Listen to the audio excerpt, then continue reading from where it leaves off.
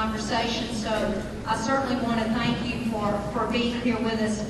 I want to thank Gwynn Elementary School for allowing us to add this meeting onto our schedule. This is an add-on meeting. It was not originally a meeting that we had planned, but we had a conflict with last Thursday. Hoover High School had their curriculum meeting. And so we chose to have an additional meeting so that we could support those who may have been at Hoover High School last week. For those of you who've attended all of our meetings, I know you've heard our introduction. But nevertheless, there are people who are new in the room, and I want to make sure that they have an opportunity to hear us share and talk just briefly in an introduction. So, Dr. Kimberly White, where's Dr. White?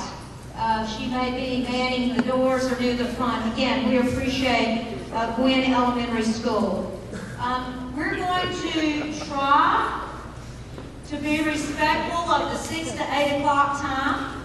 It was difficult for us to do that during our last meeting just because there's so many people who have such passion and such commitment as it relates to the rezoning conversations. But I do want to ask you to please be respectful of time. There'll be a lot of people I know tonight who want to share and who want to talk, and I want to make sure that we give a fair opportunity and a fair time at the microphone to everyone. So if you've already spoken, maybe if you've spoken at several of the meetings, if you would just pause and allow those who may not have yet had an opportunity to share their position and their concerns, if you'll allow them that opportunity to do that, we would appreciate it. I do want to say to you that you'll see in just a minute that we have heard you. We know that there are many things that you have concerns about as it relates to the rezoning plan. You'll see that we've taken note of that, and I also want to say to you that we've shared every concern that has been shared with us in our community meetings already with the Department of Justice and Legal Defense Fund. So even though they're coming to visit with us on Thursday at 9 o'clock, what we'll share with them will not be new information. We are keeping them updated and we're keeping them posted. I will say to you, as we brought this plan out to you, it was obvious to us as we worked on this plan that there were things about the plan that we thought could be better, that might make more sense to us. And I want to thank you as a community for sharing your positions with us, because I do think it allows us to come back to the table with Legal Defense Fund and Department of Justice and have some additional constructive conversations. I'm very hopeful and very optimistic because this is our plan, that we'll be able to take many of the suggestions that you have brought to us. And we've been working on what we're calling a mitigation plan, a plan that takes many of your ideas and many of your suggestions, and we'll be sharing that with the Department of Justice when we all come together on Thursday. I do want to recognize individuals who are with us this evening. It's important for me to note that we have a lot of folks here with us. I want to recognize Derek Murphy, who's the chair of our board. Mr. Murphy has a commitment,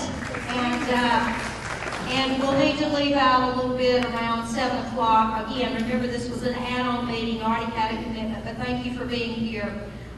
We have Craig Kelly, who's with us. Mr. Kelly, we have Earl Cooper, who's with us, and Jill Gaines Beach, and also Stephen Presley, I understand, had commitments and will not be with us. Donald Sweeney, Mr. Sweeney, our school board attorney, is with us, and I was remiss, I don't think I acknowledged you last week. City Council, we have a number of our city councilmen who are with us. Admiral Jack Natter is with us. We have John Lyda with us. We have Chair Jack Wright, who's with us, our chair, president of our council. And we also have the executive director of operations, Alan Payton, who's with us. And did I miss anyone from our city council and government leadership? Thank you for also being with us. I want to, just in case you don't know the folks here at the table, Melody Green is an assistant superintendent. Kathy Ante is our CSFO. Ron, I almost forgot who you were there, Ron. Ron is an Assistant Superintendent, Mary Bill, who's our Human Relations Director, and Jason Gaston, who's helping us with our media, and I believe we're streaming live again this evening. And so we are streaming live to New York, Washington, to Legal Defense, and also to the Department of Justice this evening, along with others who are joining us by way of live stream. Yes. And we also have Councilman Joe Reeves, who's coming in to join us. So thank you also, Councilman, for joining us this evening. Let's see. Please, this evening, if someone has already shared a position for which you agree, it is not necessary for you to go through that again, unless you just need to and want to, and if so, we're going to sit patiently and allow you to do that. But if you would, please know that we've heard your concerns, and if someone precedes you to the microphone, then we are certainly taking notes of that. I want you to know that we are already hearing you, we're already listening to you. There have been several suggestions that's come to us that we've already immediately taken into consideration. For example, at the very first meeting when we unveiled this plan, someone came up to me and said, why didn't we grandfather first grade children who might be in that school only 1 year to be moved the second year? Well, that makes sense. And so certainly we will grandfather those first grade children also. This evening, if we need, do we have our Spanish translator in the room with us? If anyone needs any assistance with Spanish, if you'll let us know. We've also taken our survey and we've translated that into Spanish for any families that might also need that support. I want you to know that as a leadership team, we are going out and driving routes. And we're looking at the things that you're looking at. We're going out in mornings and afternoons. We'll continue to do that to see what this looks like and feels like to you. And so we are driving those routes. We're also looking at, as I said, all of your suggestions and its impact on the plan at large, or the whole plan. And as I also shared with you, we're looking at proposing to the Department of Justice and Legal Defense what we're going to call a mitigation plan that makes this particular plan hopefully much more palatable to our community. We've also gone out and shared in our multifamily dwellings, our apartment complexes, our plans, so that individuals who are not able to come to us can see those plans in their apartment complexes. We've also spoken with the management at all of those apartment complexes to try to provide them support. I want you to know that I've received volumes and volumes and more volumes of emails, and that while I may not have answered all of them, and I acknowledge I have not, it does not mean that your emails are not important to us, or that we're disconnected from those and we're uninterested. We have your emails, we're reading those, and we're being thoughtful about those. After tonight's meeting, there will be another meeting tomorrow night at Spain Park High School, and that is a 6 o'clock meeting. That's our last large community meeting. On Wednesday morning at 10 o'clock, there will be a meeting at the central office. Parents who are representing different schools, two or three parent representatives from each school will be at the table with me in a smaller forum to ask questions and to offer suggestions. And that's 10 to 12 on Wednesday. On Thursday, as I've shared with you, the 25th, the Department of Justice Legal Defense Fund will come and visit with us at the central office. It's at that time that hopefully we can begin in earnest talking about the mitigation plan that we would like to propose to those two parties. If I make mention of the parties, I'm talking about the Department of Justice and Legal Defense Fund. So there are two parties, and we'll talk about them a little bit more in just a minute. On about March the 7th, I will ask our board to either approve or disapprove this plan. And if the board approves our plan, then I'm hoping all three parties, the school board, the Legal Defense Fund, and also Department of Justice, can make a request of Judge Heikela to get in her courtroom as soon as possible. She already has a schedule for April the 7th and 8th, but it would be my desire if all the parties could agree that we could get into her courtroom maybe a little bit earlier for our hearing, but we're obviously at the mercy of the court and we respect that very much. I would like to say to you that because there are 3 parties in this process, if the school district was just writing a rezoning plan to satisfy our needs, that plan would look very differently than the plans that you're looking at up here. If the Department of Justice perhaps was just writing a plan outside of the other 2 parties, that plan may very well look differently than this. And if the Legal Defense Fund was simply rezoning our school district, it may very well look very differently from this. But as all parties have come to the table to have conversations, what we've done at this point is to provide you with a plan that allowed us to begin to launch the conversations and our community's input. I want to make mention of our maps. There have been some concerns as it relates to our maps, that our maps did not have all of our subdivisions or all of our streets on that. And the maps that we're using are the Department of Justice GIS maps. And while those maps do not have every street or every subdivision for that matter on those maps, what GIS does is capture a regional area, does not necessarily know or care what the name of the street is, but because our school data is being fed into GIS, we know how many students are in that area regardless of the name of the street or regardless of the street even being identified. We know who those students are. We know the racial composition of those students. So I do, and I've done this every meeting. I want to acknowledge the city and thank them for allowing us to tap into the GIS system for the city, which will allow us to have all of the updated streets and subdivisions in our school district. I also want to mention data for just a minute. We've had folks who said to us, you know, the data seems to keep moving and changing, and I will offer a couple of explanations for that. We are constantly reviewing and studying the data. There was a situation where we were pulling data as it related to free and reduced lunch from the registrars at one of our schools. And when we cross-referenced that data by pulling that same data from CMP from that school, we had missed 9 students when the registrar had completed the work versus the CMP department. The children who needed to be eating free and reduced lunch indeed were eating free and reduced lunch, but it was only when we cross-referenced things that we caught that error. 9 students eating free and reduced lunch impacts data. So that's just one example of how we continue to study and review and cross-reference our data so that we can give you up-to-date and current data. Let me share a couple of things from our PowerPoint.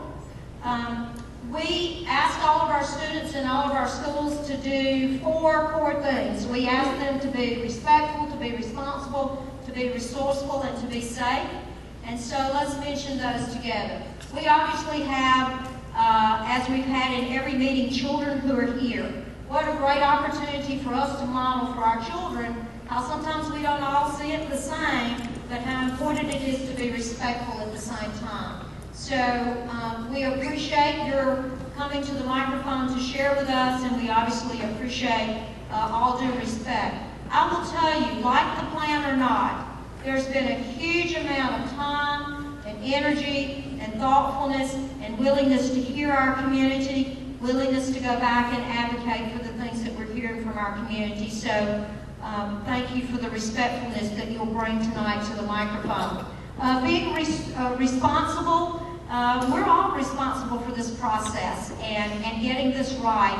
And again, I want to thank you for being here on a rainy night when perhaps it might be more fun to be at home with your feet up watching TV. Be resourceful. We have had or will have 5 community meetings. Most of our meetings have gone over 2 hours. So we've been, we'll engage over 10 hours, giving our community the opportunity to come to the microphone. Again, please be respectful of the fact that a number of people will want to share and want to talk tonight and would ask you to respect your time at the microphone. And then to be safe. Very respectful community, respectable community. We came in, hopefully friends and neighbors, And we want to go out as friends and neighbors, even if we disagree through this process. And also as it relates to safe, this should be a safe place where we can be honest and respectful and share those things that's concerning to us. So, rezoning parties, we've mentioned who the rezoning parties are in this process. And first of all, you're here because you're a part of this rezoning process. Our employees, we have a number of our employees who are here this evening. I spent one of our professional development days on Monday, was a week ago, talking to our employees and sharing this plan and listening to them. Our entire community is a part of this process. And it's also important to note that the United States Department of Justice and Legal Defense Fund are also involved in this process. And I want to encourage you to go out to our website, and you'll find under our rezoning resources website, there's a really strong document that might be beneficial for you to read. It's from Tulane University. It's entitled Desegregation Litigation, an Overview. And it's really a powerful little document that can give you a lot of critical pieces of information about why are we here, what is this about, and why. And so I want to encourage you to take the time to go out and read that. And this will help you understand some of the position of the Department of Justice and Legal Defense Fund. And then there is a last step that we as a school district must do, and that is to go to the courtroom with Judge Madeline Heikela. Judge Heikela will hear this case. We are under pending litigation. We are under, as a school district, a desegregation court order. And because we are under a desegregation court order, because there is pending litigation here, we will take this matter to Judge Heikela's courtroom on or about April the 7th in order to request her approval of this particular plan as a first step for us toward unitary status. You've heard us talk about 6 green factors. We can go back over those if folks ask questions about that. But this is step 1 of 6 green factors which we must get checked off in order for our school district to move forward as it relates to unitary status. Rezoning numbers in this current proposed plan, there are about 2,500 children who are impacted by this plan. That's about 18% of our student population. The way we looked at the numbers based on changing schools is that about 68% of that 2,500 students are our elementary students. So most impacted of all of our grade configurations will be our elementary students. About 18% of our middle school students are being impacted of the 2,500 that are moving or being rezoned, and 14% of high school. And just looking at the impact of those who are moving, there is not a disproportionate impact on black and white students. Now, let me say this about us having conversations about black and white students. That is part of the desegregation court order. So we don't need to duck and dodge that conversation. We need to call it what it is. This is a desegregation court order with a specific look and review of, is there any disproportionate impact on black students in our school district? That's what the desegregation court order is.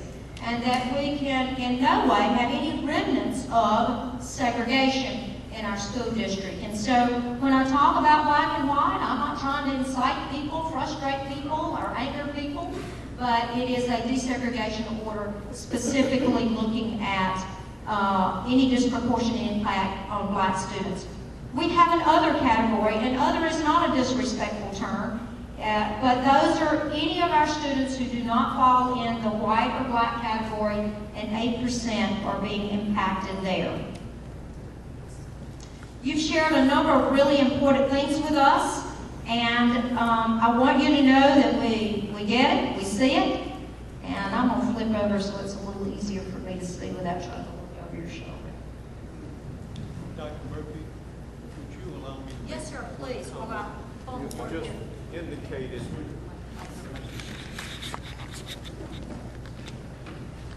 You just indicated that the litigation is about desegregation, and we've had dialogue with a number of people. The only reason we're a school system, the The only reason Hoover was allowed to break away from Jefferson County and form an independent school system is because we pledged to the same federal court that Judge Hackler now presides over that we would remove all vestiges of prior desegregation that were in the history of Jefferson County and the antecedent school systems before that.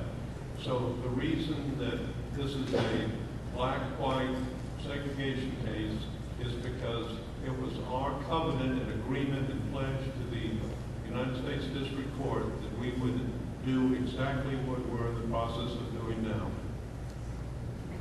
Thank you, Mr. Sweeney. So let me share with you that we have heard you, and we know that there are a number of areas of concern for you.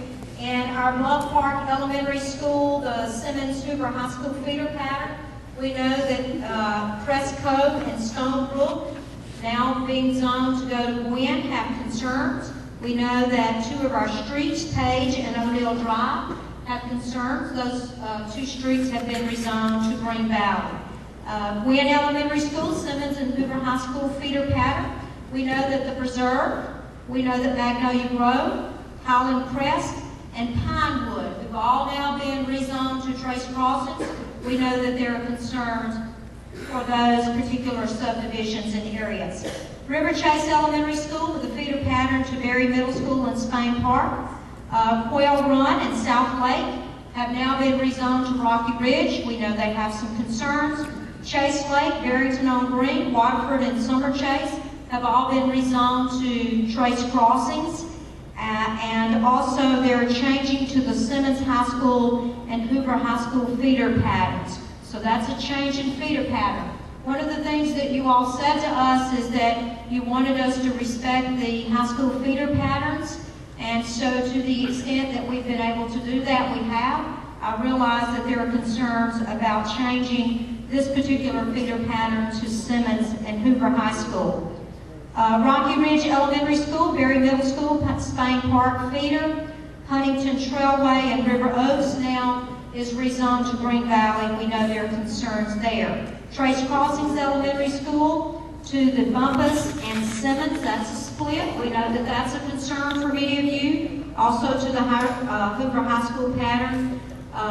There are some concerns there with, first of all, Bumpus and Simmons split. We acknowledge that. Also Scout Creek, Lake Trace, Creekside, Chestnut Ridge, and North Ridge is now zoned for South Shades Crest and Brock's Gap. And there's been a grade configuration change for South Shades Crest and Brock's Gap, and we know that there are even some concerns about that change of configuration for those grades. We know that there are some general concerns that many of you have, and some of those concerns include poverty, increased poverty level at Green Valley Elementary School, increased poverty based on this plan to Gwynn, and an increased poverty level of Simmons based on this plan. We know that there are other concerns that you likewise may have in terms of transportation and several other general concerns that I know that you have shared with us. I want to share with you this particular map, and we just simply pulled this from Google. And this shows you the corridor of where most of our multifamily or apartment complex locations happen to be. And so wherever that corridor tends to be is where we're going to have a larger percentage of those students attending schools. Now, I don't want to draw any erroneous positions or make any erroneous statements, but the thought is that those students who are in our multifamily dwellings, our apartment complexes, in many cases are those students who've been picked up and have been moved around our school district to help us create diversity. And that was something that once upon a time we were allowed to do, was to go and pick up what is sometimes called enclaves or satellites, islands. You may hear us use those terms. But that's where we were creating diversity in Hoover, disproportionately on the backs of those students who were in our apartment complexes. In many cases, some of those children being in poverty and in many cases, some of those students being black. So we were picking those students up and dispersing them to create diversity. What we now understand, in sitting at the table with the Department of Justice and Legal Defense, is that that is not an acceptable practice. And we may not continue to pick those students up and transport them away from their closest school while we disperse them around the school district to create diversity. So here's the situation. You're going to have one of two things. You're either going to pick those students up and spread them around to create diversity, scenario one, which is what we've done, which the Department of Justice and LDF are saying to us, you may no longer do. Or two, which is what we're trying to accomplish with our rezoning plan, which is to allow those students to stay in closer proximity to the schools closest to where they live. Remember that corridor I shared with you? So if most of that corridor is in this zone, as it is with Quinn and Simmons and Green Valley, thus what you now may perceive to be almost a disproportionate number of students in poverty being in some of those schools. And I'm sure that you're going to want to talk about that, and we'll be glad to do so. We've considered a number of ideas. Some of those ideas included closing some schools. So when you're looking at and when you read this document that I ask you to go out and take a look at, you'll see that one of the things that's discussed here is sometimes a way to achieve desegregation or unitary status is closing some schools. And so there was some conversation about closing a couple of schools as a possibility. And we've chosen to not do that. There was also a conversation about taking Simmons just across the street here and dividing those students after they were rising ninth graders and sending some of those students to Hoover High School and others of those students to Spain Park. And on January the 28th, when we met with the Department of Justice, LDF, we just simply said, we're not willing to do that. And we were able to sit at the table and to come up with ways that we could work through that. We've heard a number of our community people saying, you know, what's the hurry? Why are we trying to get this done in this short order? And I guess I would answer that in a couple of ways. One, we have no guarantees that if we say, let's hit pause, let's hang on, let's wait a little bit, that that's going to be acceptable to the court. The court, very frankly, could say, if what you are doing can be done better, and we want it done better, then they're also going to want that done in a more timely fashion. And I'll tell you the truth, this has been a painful process. This has not been a picnic for the superintendent. I know it has not been a picnic for you. And I'm not really sure that our community needs to continue the stress and the strain and the frustrations that we're feeling as we're looking at this rezoning. I'm not sure that anything makes this easier next year than it is this year. And I just want to be extremely transparent and extremely plain spoken. We don't have an option.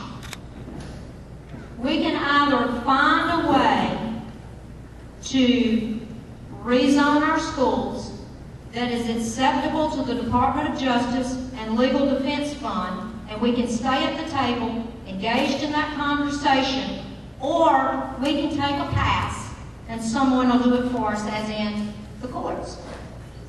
And I don't think I'm making an exaggeration of that, Mr. Sweeney, that we don't have an option. This school district is going to be rezoned, and that is a step, that is a green factor toward us achieving unitary status.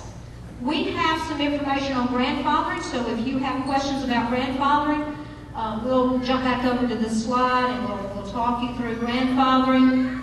You may have some questions about transportation. We've received a lot of emails that said, you know, you're going to have more routes, and so you're going to spend more money. Based on our very best calculations, it looks like a savings of about $666,000. Yes, we may have some additional routes. Those routes will be shorter. No child will be on that bus longer than 8 miles, less than 8 miles. But we also get what 8 miles can look like in Hoover, in heavy traffic and red lights and, you know, over the mountains and down in the valleys. So we realize what that also looks like. But if you have any questions about transportation, we'll come back to that particular slide and talk to you. Building transition, if you want to talk about, okay, what are next steps and how are we going to make this happen, even if the judge approves this, we'll be glad to come back and talk about building transition. And then we've also had conversations about our employees and children who are out of district. We acknowledge that we have teachers who bring their children into our school district. We acknowledge that those teachers do not live in Hoover and thus are not paying those property ad valorem taxes. However, we do believe that based on the percentage of those individuals who are out of district, which is 1.6% of the overall population of our students, we believe that it's extremely important to have our teachers in our district. And I am a mother, and I understand that where my daughter is where my heart is. So if our teachers have their children in our school district, I think it makes them much more all in, and they're much more likely to get to school on time and not be trying to jump in the car to get to wherever so they can go pick their children up. So I believe that it's important for us as a school district to be able to have access to our teachers for those afternoon conferences or those other events and things that we need them to help us with. So that's 1.6% of our population.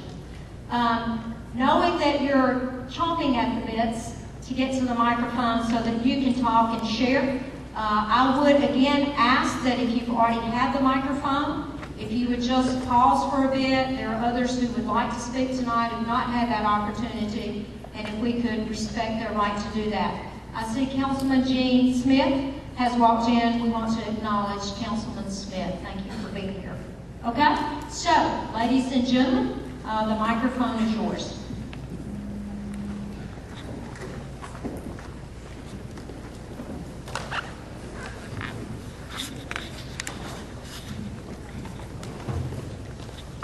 Hi, my name is Anna Fowler.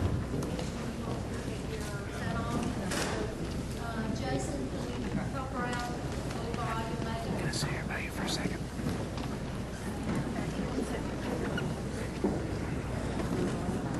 You want this chair? Yeah.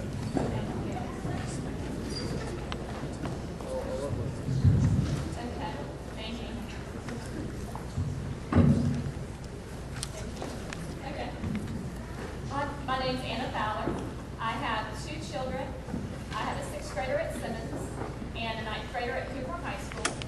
I live in the suburb, and I'm the president this year of the Simmons PTA.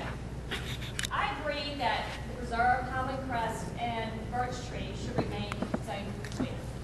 And I can completely understand that there was a misunderstanding with the maps once we saw them, but once you were able to drive that it was clear that Preserve, Highland Crest, and Birch Tree should be included in the Gwen area. So that's an easy fix. Unfortunately, some of the others are not that easy. The tremendous number of students that are going to be sent into Simmons and to Gwen is overwhelming. We don't have the space and we don't have the resources. I know I'm in those schools every day, not just one, but Simmons. Our test scores right now are really good, and our discipline is low. And I don't think that that's honest. You're aware that the higher ratio of students who are at poverty level need the additional resources. That's why they're there. The programs wouldn't even exist if that wasn't already an issue that we already know about. You have special coordinators for Title I, you have plans that you have to follow, you have to document. All those things would not be there if there wasn't already an issue before it came to the door. Our test scores will decrease, our discipline issues will increase, just by having to absorb that many students. Forget about the poverty level. Just that number of bodies in these buildings is enormous. I've lived in apartments for 14 years. had a single mother. From the time I was 12 to the time I was 26, I lived in apartments. We moved a lot. When I got married, my husband and I moved to Hoover for him to go to law school. We lived in Ironwood, right over on Florida Road, for 3 years. I loved it. There's nothing wrong with living in an apartment. The neighbors are great. We did not have children. We were young married people. If we would have had children, I don't know what we would have done. The apartments have a higher poverty rate than Hoover. That's just the fact. That's just the way it is. It may not be that in every community. It is here. These children need help. And they need help the most. They're not going to get it at Quinn and Simmons. Not with these drastic increases. We will welcome them. Of course we will. But the school is going to fall short no matter what. I'm personal friends with several people on the panel, as well as on the board. And I know that all of you guys went into education because you love it and you're good at it and you have so much passion. And Dr. Murphy was at Simmons the second day she was at work, saying hello and introducing herself. She didn't have to do that. She was at assemblies. She's been to award ceremonies. She was at football games. And my guess is nobody paid her extra for it. She didn't have to do that. She has always been very kind and very gracious. Even at a chamber luncheon. We're here because a mother is a named plaintiff in a lawsuit. The complaint is that the zoning of her child into that school was not the closest to their residence. It created an undue hardship for them. The court heard the case and ruled in her favor. Said the court ordered to Hoover, making it mandatory that they rezone schools. It's simple. Hoover can ask for a variance from the court. Some things will have to change, we understand that. However, appealing to the court, in the best interest of these children, so they don't fall through the cracks. My children are going to be fine. I have a high schooler going into next year the 10th grade and a middle schooler going into the 7th grade at Simmons. Both of my children have dyslexia and would easily qualify for additional help at school, and we don't do that. We work with them every day at home. They go to a private tutor, and they get the help they need. But if I still lived in Ironwood, and I only had one parent working with those 2 children, I would have to depend on you guys. That's the only way we'd be able to get it done. Please consider the variance. I'd appreciate it. Keep the apartment zoned like they are. The 2 schools cannot handle this number of children. They can't. And I'm sorry, somebody measured the square footage and said they could, they can't.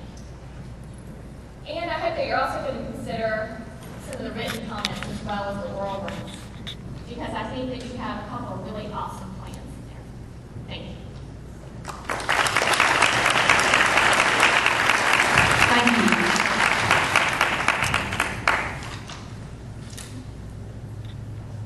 Thanks everybody for coming, by the way. I'm a parent, Hoover citizen. I've got 3 kids at Gwynn. And I've written down prepared some remarks I'll go ahead and read. Name? I'm sorry, Paul Winter. Most of the people know me when I come in the room, so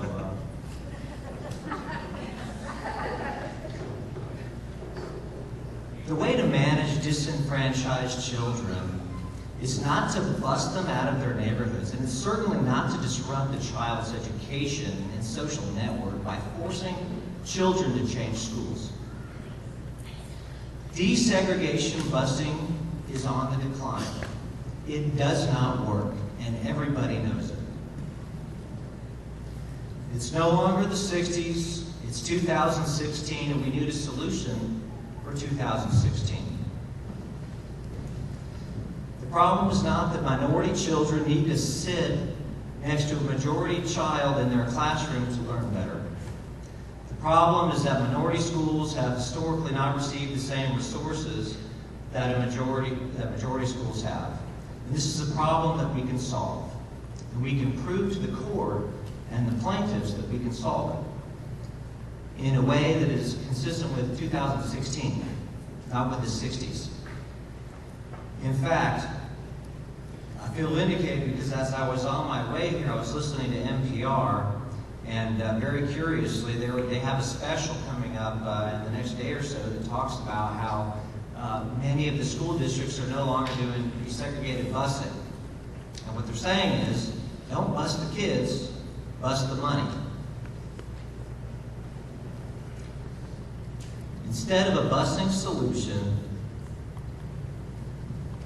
we need to provide clear, verifiable metrics to the court to show that our schools with minority pupils are receiving a set, predetermined, and unarguably high-quality education.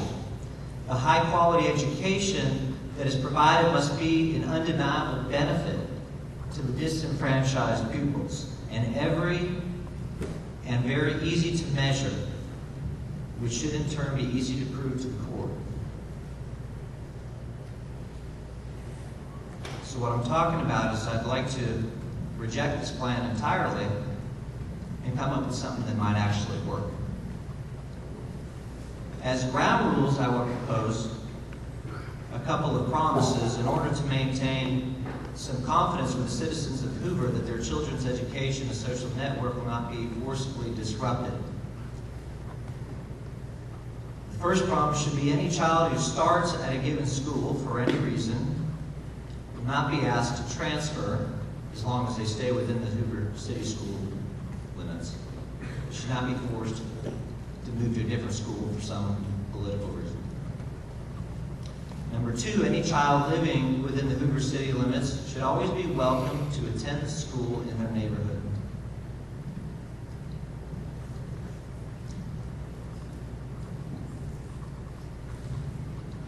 I thought of some ideas about metrics, what we could consider to be a high-quality education. One might be that no classroom size would exceed 16 kids per student, for example. We could use the same standardized test and curriculum. It could be harmonized with the other schools across Hoover City. And the facilities could be inspected to ensure that they are in good condition, good working order. And I want to say that we can afford it. Money's not the issue here. We can afford to educate all of the children in the Hoover City schools.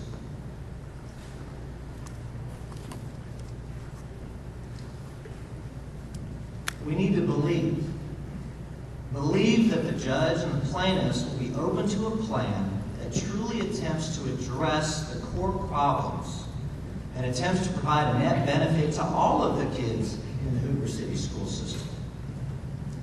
The judge and the plaintiffs are aware that desegregation busing is in the decline and its results are questionable at best. And if you don't believe me, just listen to NPR. The judge will respect a well-thought-out, considerate plan that A, actually has a chance of working, and 2, does not disrupt the students currently enrolled. And I believe that's been explained significantly. So in summary, I would appeal to the board, please reject the plan. This is not a good plan. I believe we should reject it. Parents, let's delay this till next year so that we can have time to come up with a plan that's better. I understand that it took a lot of time and it's very thoughtful and a lot of hard work went into the plan. But as a pragmatic individual, I have to realize that I really don't think that the desegregation busing will work. I believe we can argue with the court and plaintiffs to accept a common sense solution. Thank you. Thank you. Good evening. My name is Alistair Smith. I'm on my back page right here. I have 3 children, a daughter at Simmons in 6th grade, who started at Gwynn in kindergarten and went all the way through. I have a son in 5th grade at Gwynn who will go to Simmons next year, and a son who is in 2nd grade at Gwynn right now who is going to be rezoned to Trace Crossings. First of all, I want to thank you for the opportunity. This is the 4th meeting I've been to and listened through it, and I want to appreciate the time you spent to listen to our concerns, and also for recognizing some of the basic issues that have been brought up in the other meetings. And also, for anyone in the faculty at Gwynn, I want to thank you for providing a wonderful education for all my children so far. So thank you very much. We had one of mine is Gwynn has provided a wonderful education. We're attracted to it because it's an extremely diverse school and has done a phenomenal job given its location in Hoover. I know you've recognized that there were mapping issues, and I know that you talked about the GIS situation and Hoover coming on board with that, so I definitely recognize that. What we wanted to do was, I acknowledge that those new GIS maps may well fix some of the streets that were not on the maps, but we have a few concerns specifically about the map that we wanted to put on the record. We have concerns about some of the moving of the multifamily areas too, but some other people are going to talk about that, but I think this mapping may well help that discussion as we go through it. 2 major issues, obviously Preserve Parkway, the extension of that, which my wife will point out, now is not on the map at all, and does actually dead end directly into Gwynn Elementary. Also, the Chapel Lane extension, going under Patton Creek Shopping Center, does significantly change the traffic dimensions, particularly in relation to many of the multifamily units that may have been in the plan. So those 2 major road projects significantly alter how many of the plans should be done. Moss Rock Preserve is an unbuildable natural woodland. That is on the maps shown as a part of the contiguous zone of Gwynn Elementary. That is not a contiguous zone, it's an unbuildable forest. Preserve Parkway runs through it. So the first thing is to recognize that Preserve, Highland Crest, Birch Tree are walkable distance schools to Gwynn with a road that goes directly through them. Is that clear to everyone? The second thing is that these areas now with the Trace Crossing Zone form a complete island. On the maps from the GIS, the interstate is very, very small, but my wife has pictures of the houses that back onto the interstate. That interstate cannot be seen as a contiguous area to the area south of the interstate. So we're creating an island of those neighborhoods that are currently zoned into Gwynn. The only reason that Lake Crest would be contiguous with Gwynn is by having the preserve in the Gwynn zone as well.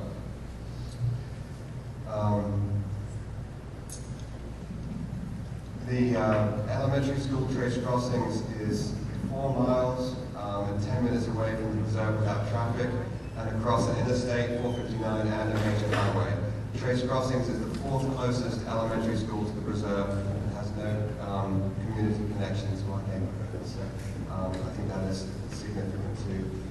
The bottom line is, I know that this plan is likely to go through in some element. I understand where the issues are, is that there's likely to be an increase in poverty rate. I know it's been said that parents who are supportive of schools will be in different schools and be supportive then. I don't want to underestimate and point out to you that that's not an assumption I would necessarily make. There are long ties between these communities, Highland Crest, Birch Tree, Preserve with Gwynn Elementary School. We provide significant financial support, PTO support, room parent support, and I know in my situation with 2 children going to be at Simmons, and now 1 child for 30 years potentially across the interstate on the other side, it is just not the case that we would be able to be as proactive in helping Trace Crossings Elementary as we have been and will continue to be at Gwynn if we're given the chance to stay at Gwynn. So just moving parents with financial resources will not keep the bounds of the school and the support structure of the school. We want the educational opportunity at Gwyn for all students, particularly poverty students, to be as strong as it always has been. And if you take the support network out of Gwyn Elementary, you're going to see a major disadvantage for those children who are still remaining in Gwyn. So please preserve Birch Street Highland Crest within Gwyn Elementary School. Thank you.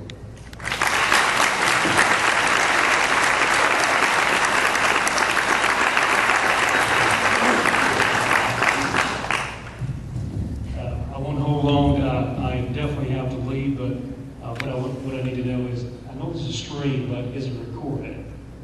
It is. So I will go back and look at the remaining of the meeting. So I apologize. That's something pre-scheduled. Thank you.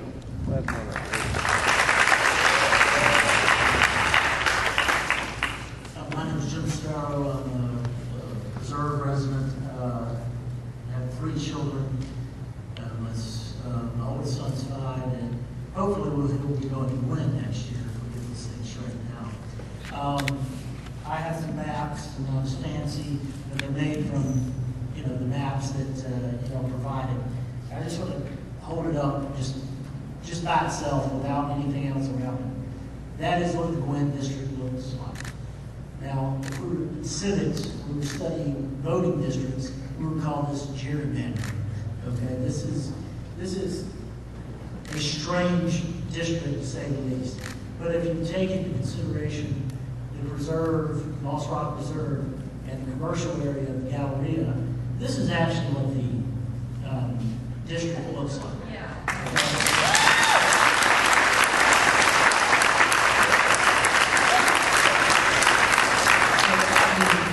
This district, in this rezoning plan, is definitely not contiguous in any way.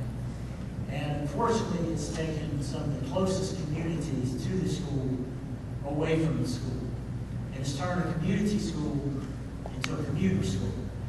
And that's, for a lot of us, to be frank, feel like the Department of Justice and the Legal Defense Fund want to have their cake and eat it too. They want schools that are close to them, yet diverse.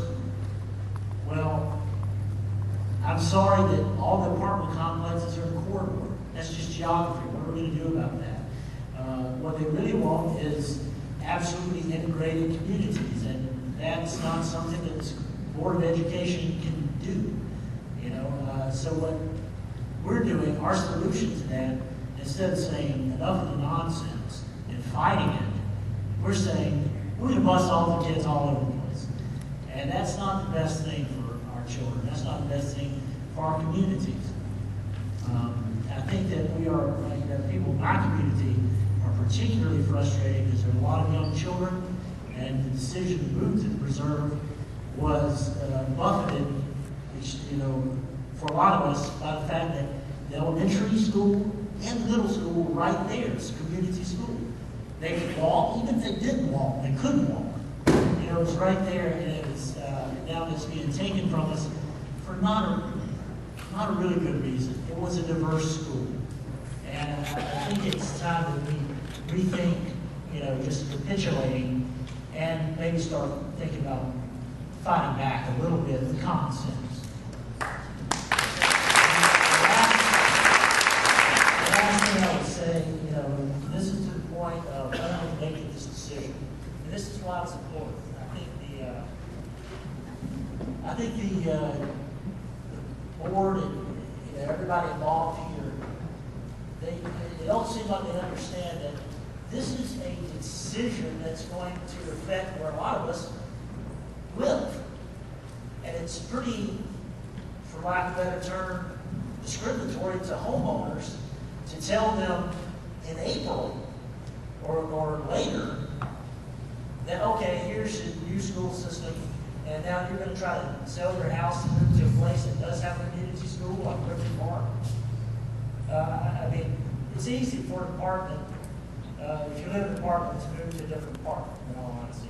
But if this is the zones that we're going to have, I know that I'm going to be moving from the preserve, a community which I love, and I don't think it's very fair for that to happen in April, and school starts in August. That doesn't give us time. I'm going to make the best decision for the Hoover school system, but the parents have to make the best decision for their children. And you need to give us time to do that. And the court needs to give us time to do that. And we tell the citizens of the preserve, well, the court's going to force it on us. Well, it doesn't matter to us one way or the other because it's happening to us, and we're the sacrificial lamb in this whole plan.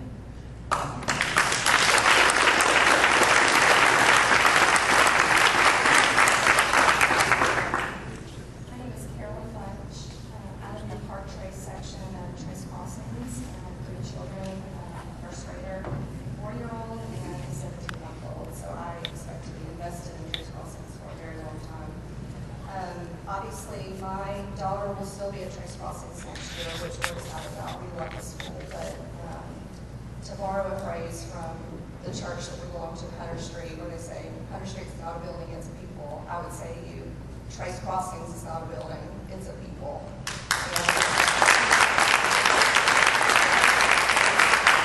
It's full of a wonderfully diverse community where 14 different languages are spoken by children, where our robotics team just came in first, second, and third place this weekend.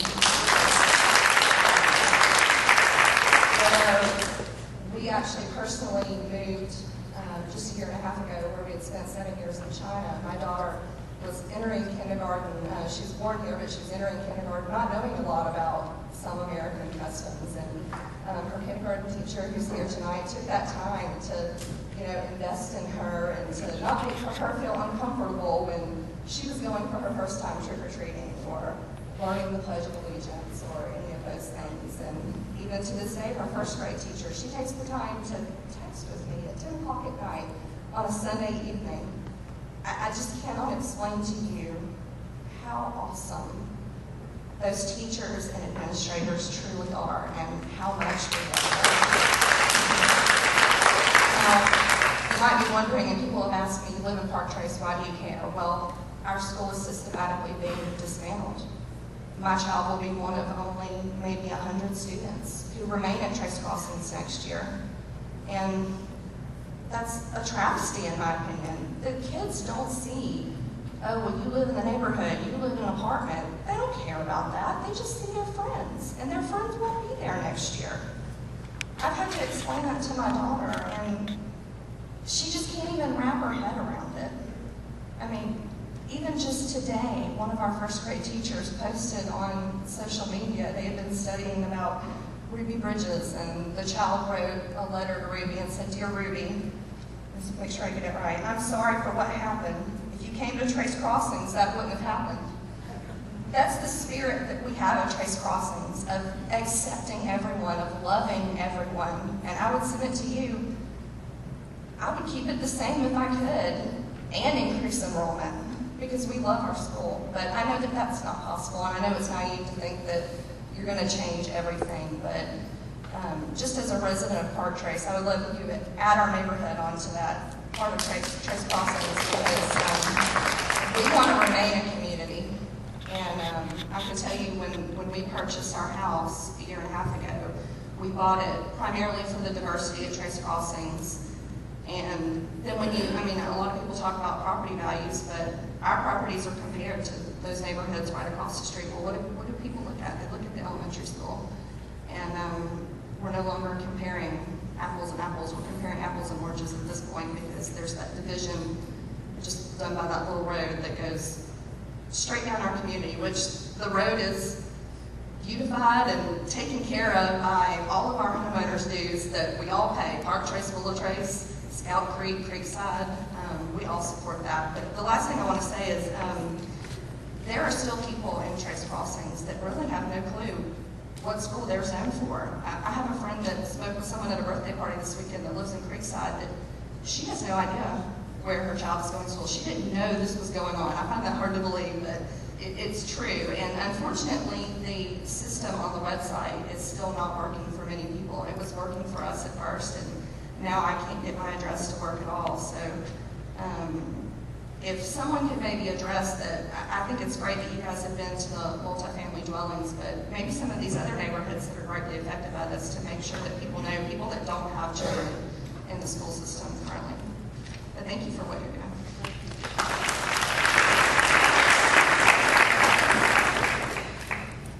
Hi, I'm Morgan Painter. I am a current resident of Birch Tree, within walking distance to Quinn, that's been rezoned to Trace.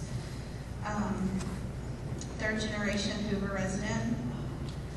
And I have everything typed out, but then you said some stuff, so I have some questions before we get to that. But you were saying that the Department of Justice we can't create diversity by picking up children and moving them to a school farther away. That that's what's been done to us. It is 3 times as far away now with the new plan. So I don't understand how is that okay with them.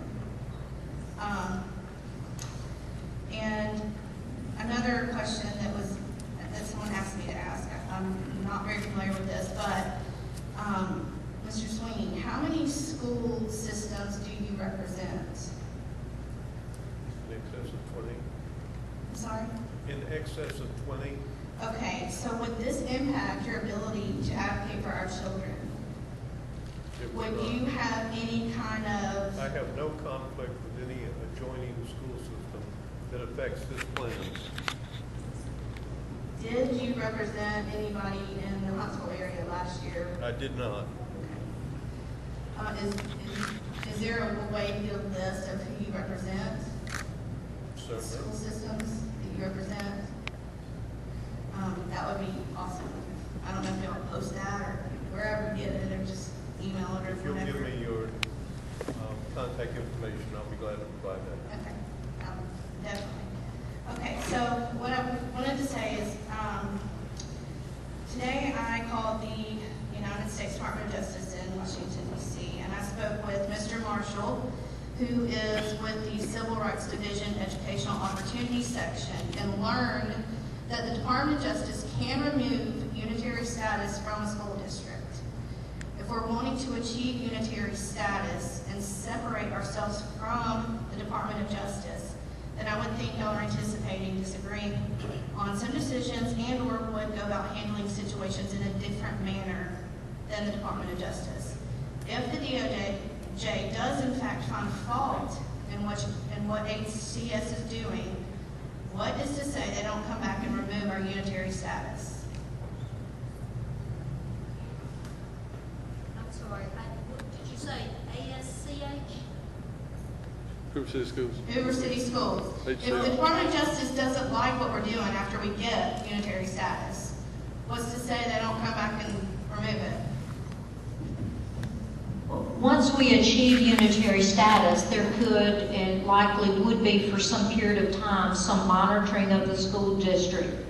But once the unitary status is achieved, there is a lot less engagement of the DOJ and the LDF into the business and the affairs of the school district. Right, but, and if we do get it, they'll monitor us for 3 years, right? There's a monitoring period of time. Okay, and I was talking to a representative from there today, and they said it was 3 years. They said then they still do monitor you, and if they do not like what you are doing, they can pull the unitary status. Okay. So, is that new news, or is that, I'm not. No, there is obviously an expectation to acquire unitary status. It's an expectation that the court has for us. We understand once we acquire unitary status that there is a lot less involvement on the part of the Department of Justice and the courts into the affairs of the school district. But we do realize that there are still expectations. In other words, you can't just simply check off the boxes and then go back to business as usual without some expectation of the court that you're not doing the things that you committed to. So there's a clear commitment on the part of the school district to meet the obligations of the court and to continue to meet the obligations of the court. Right. So what is, I mean, I'm sorry, I'm not very, like, I don't know a lot about law and everything, but what is the point of unitary status if they still monitor you and they can come back and take it away? Well, I think it goes back to something that I said earlier. There is an expectation of the court for us to acquire unitary status. So as it relates to how this process works, you know, there was none of us raising our hands saying, hey, pick us, pick us. Right. But nevertheless, when we withdrew from Jefferson County, we brought with us the desegregation court order and the expectation of the court that we would acquire unitary status.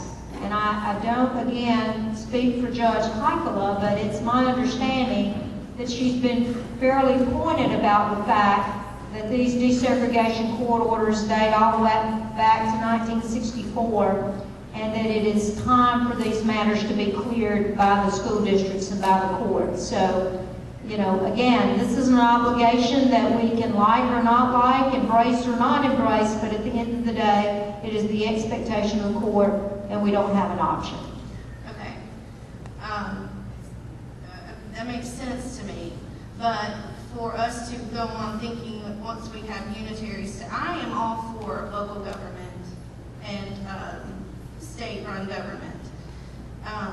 But what I was thinking is if we get this unitary status, then the DOJ kind of just bows out and we do our own thing. But from what I understand, that's not necessarily the case. Mr. Sweeney, can you respond to that in better fashion than I have? I know that there's a period of time of monitoring. I know there's an expectation that we don't jump through the hoops only to digress as the DOJ or LDF might see that. Is there anything you could add to that might help? After Brown versus Board of Education in 1970, the United States Supreme Court...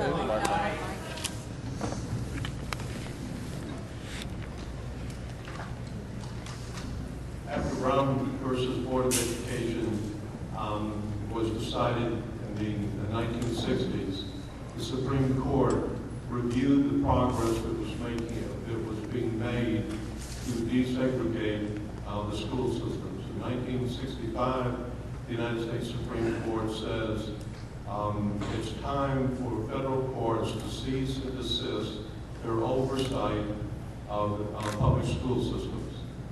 Cease and desist that by accelerating the process to remove the vestiges of prior desegregation. Judge Heikkila is operating under that mandate.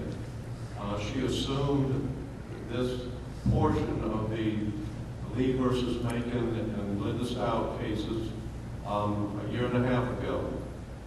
And when she assembled the parties that were under her jurisdiction, Jefferson County and Hoover, she said it's time for us to achieve unitary status, and that she's going to facilitate that with all reasonableness. Usually in Alabama, there's a progression of partial unitary status. With regard to the Hoover arrangement, we suggested to the court, not to the court, to the parties, and let me say the parties to this litigation are the parties that were involved in the original litigation. The Department of Justice and LDF were the plaintiffs in the original lawsuit to bring desegregation to these systems, and they continue to be the parties involved with these school systems. We suggested that there were a number of areas like facilities, student opportunities, where we believe that we were right for partial unitary status right now.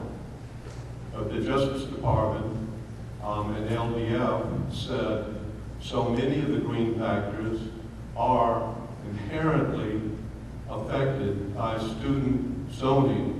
That determines what teachers are going to be at the various schools, the numbers, the racial composition, what the transportation will be, what programs need to be And so they suggested that we not pursue this year the other screen factors where we may truly be right for unitary status, but to concentrate on this, see how that is implemented, and then go forward. There is no guideline that requires a 3-year plan. There's no constitutional mandate for that. What has happened in a number of the systems that I represent is one of the areas that has been the most challenging is faculty composition. And so a number of the systems that I represent have been put on a plan by the courts to try to achieve racial composition in their faculties over a 3-year aggressive recruiting period, at the end of which time the courts then review whether the districts have engaged in good faith and whether that one factor should be determined to be in reasonable compliance. So the 3-year factor has usually been with regard to faculty assignments, but there have been some other systems that have had one of the other 6 screen factors that they need to be on a plan under close supervision by the court to see if they're making progress. Thank you. One other thing about revisiting, once you're declared unitary status, one of the commitments is, as Dr. Murphy said so accurately, is that we will continue to operate in good faith to maintain unitary status in everything we do. The lawsuits that have been filed have been where there has been a regression of segregation, and the litigation is whether that has been caused by natural demographic changes, which are not discriminatory, that just happens, or whether it's been implemented explicitly or implicitly by policies and practices of the school district. If the latter occurs, the courts will sometimes revisit unitary status, but that has not been done with any great frequency. Okay, thank you. Just 2 more quick, I'm so sorry, but okay, really quick. How many, have y'all taken into account how many children in Trace go to private school? And have you checked the school demographic numbers, compared them with the city, and just saying, for instance, those children went to public school, would Trace need to be rezoned then? A student has to be enrolled with us in order for us to have a profile on them. So if there are students in a community that attend a private school, we do not have that information in our system to feed into GIS. So other than word of mouth or just knowledge about where children live and where they go to school, no. So let's say this rezoning does go through and a lot of preserved kids go to private school. So then, do the numbers then not get changed again? We tried not to do a whole lot of speculating about the what-ifs and the wherefores. And so, you know, again, we could talk about what if more kids went to private school. Well, my point is just saying what it is now, is it not, I would make sure it's not fair and not correctly zoned before I rezoned it, just because those children choose to attend private school. They're still there. They just don't go there. Does that make sense what I'm saying? I'm sorry, I just don't know if I'm saying it We the just right don't way. have a tracking system for children who are in private school. All right, thank you. Thank you.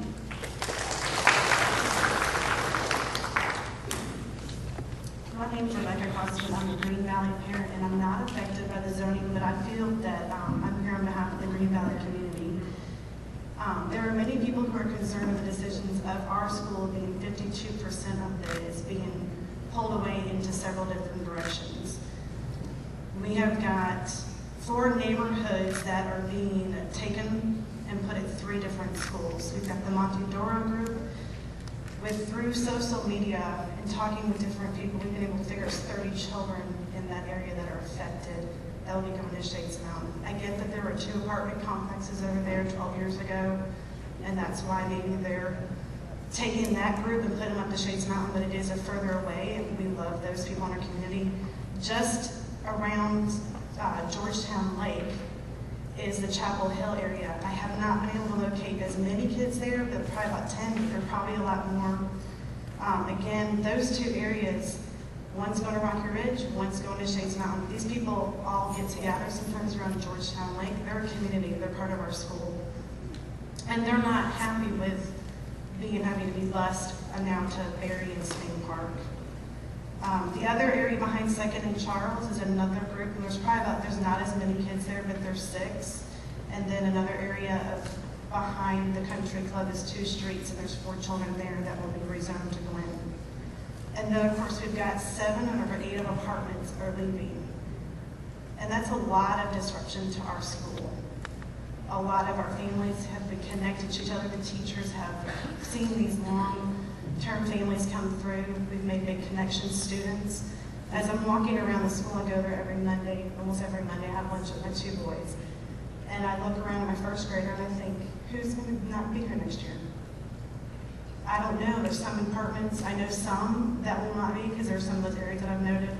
And it saddens me because there's going to be a whole new group. We will love the new group, but it just is saddening to see half of our school split up. And of course,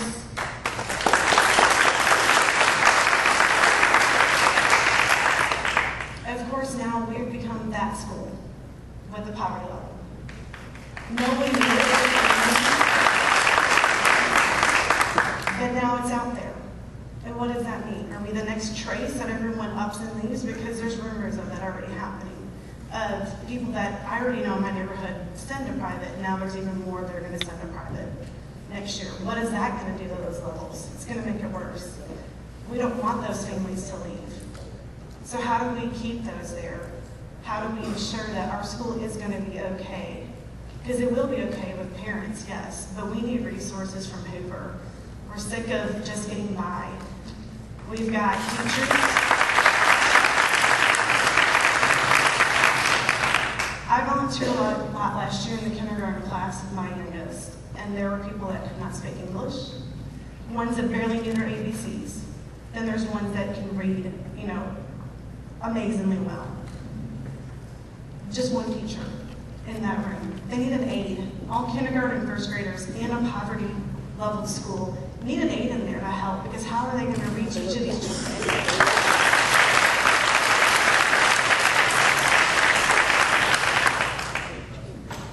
I don't know if you have plans. I know there's always been talk about there's resources. We'll give you resources when you're not hiring one. We want to know ideas. We want to have plans, and we don't want it to be in 2 years, 3 years from now. It needs to happen August 4. Because if we don't, we're going to lose our school. We also need a new track. That's something our PTO has been trying to do on their own for the last 2 years to raise funds. And we're not the neighborhood that has $600 to $1 million homes. We're not your Deer Valley, Graystown, who've got big pocketbooks. And we're okay with that, but we can't do it on our own. So again, we're asking for help. And do you have a plan in place for helping us? Dr. Murphy, have you guys thought about that yet? Of what that looks like if you are going to put this many poverty level children in our school and make it towards Simmons as well? Yeah, we obviously acknowledge, and I asked Dr. Smith to be here again with us tonight. Dr. Smith is responsible for our federal funds, Title I, and certainly will defer to her for any conversations that she would like to have. But let me readily acknowledge 2 things. I understand that August 4th will be when those resources need to be in place, and I respect what you said about that.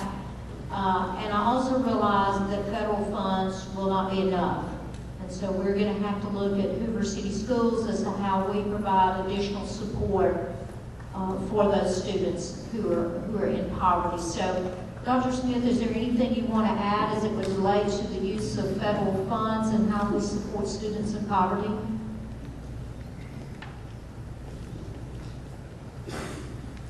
Good evening. we know each other pretty well. But I did have a conversation with Mr. Singer today, and I was invited to your PTO meeting tomorrow, and I will be there. But when schools are identified, we have targeted assistance programs, which you're well aware of, and those are ranked based on the percentage of poverty. So if your school is number one, of course, it gets more of the allocation of the federal funds. We began today talking about how we would utilize those funds to support the students, and it will probably look different than what you've seen in the past. But we are talking about that. I'm working with the team and other people to start brainstorming so that on August 4th, we're ready to roll. Yeah, I mean, we have used Title I for both our boys and for the reading program, and it is amazing what our teachers have been able to do that, the Title I teachers, and I'm very grateful for that. I just have a fear that there's so many kids that we may have that we won't be able to get every one of them in that program. Well, once again, if they're number one, they'll have additional resources, and so right now we have 2 teachers in an aide, but that could potentially increase so that we can serve more students. Thank you.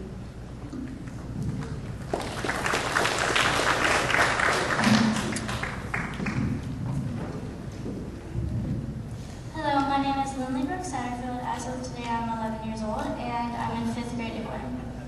I know so many kids that have younger siblings or older siblings, and sometimes both. They're going to have to drive to multiple schools every day. Also, I know a lot of people, but I know no one who wants to be rezoned.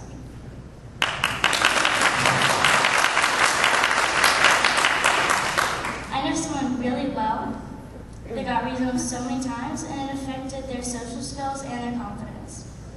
It's really hard to make new friends and get used to a new environment at a new school. Even if you do have your friends with you, a new school means having to find a place where you fit in. Also, Dr. Murphy, the people from Glen that have been walking after school are doing that because we can.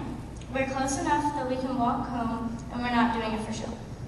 Even though I will be going to Simmons, and I won't be affected by the rezoning, I care about my neighborhood friends that will, and that won't be able to walk to and from school with me anymore. We appreciate all of your hard work, but we hope you will reconsider switching our school systems around.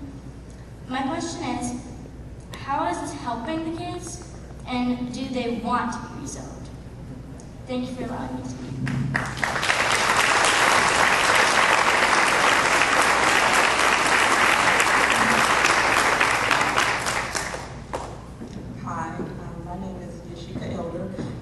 I have 2 children that currently attend Grand Valley.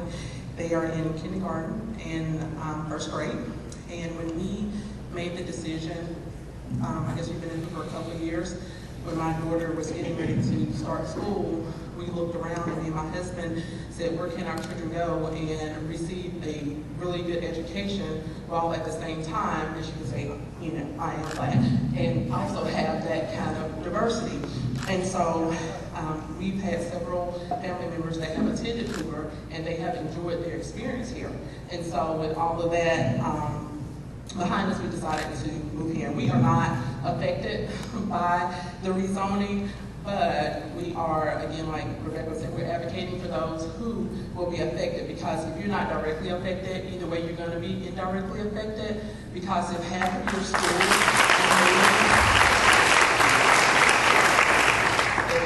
school like Green Valley is, over half of your school is being rezoned, there is an issue there. And I'm a person that likes definitions, and I know everybody knows what, foundation means, but I was, just looking it up and studying it, and it was saying, like, a foundation is the lowest bearing part, and as far as the schools that are having increased level of, poverty or things like that, then the weight on the foundation of it begins to not be as strong as it could have been, which, as other people have said, we have no issue, and especially me, have no issue with poverty levels. That is not at all my point.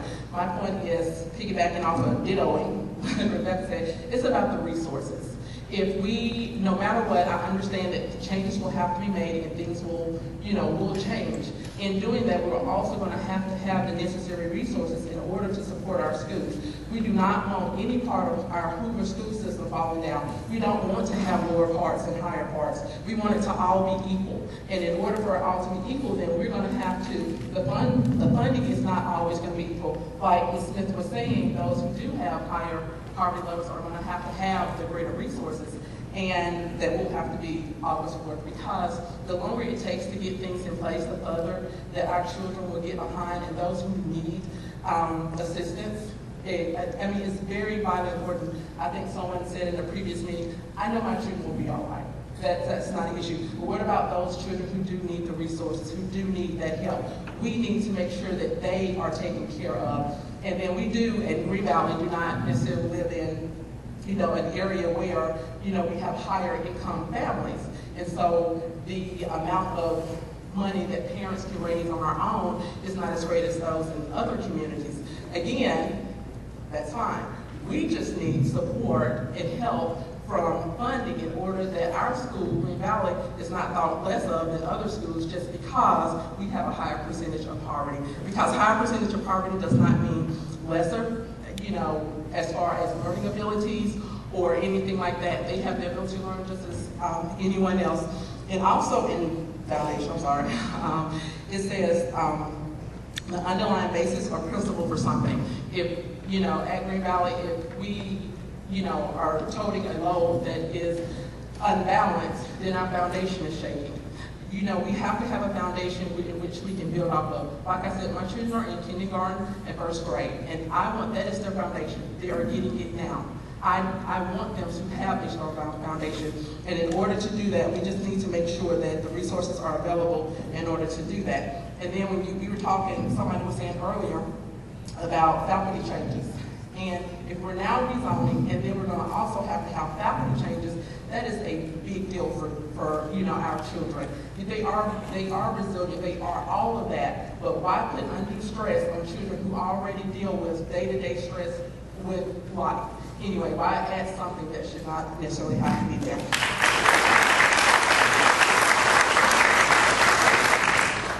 And anyway, I advocate for all children, no matter the level, grades, or anything else. And just speaking frankly, to everybody, when it comes to the desegregation order, I've heard, and I'm going to get off because I'm one of those that are like, on time, and I start looking at people strange. But anyway, like I said, I feel like I've talked to a couple of families outside of Hoover, and it's amazing the reputation that Hoover has in the light that the media is painting us in, that is so unfair, and I wish that the media would paint a fair picture of exactly what is going on. And it's not that the white families here are not wanting black students in the schools and all of that. It's just that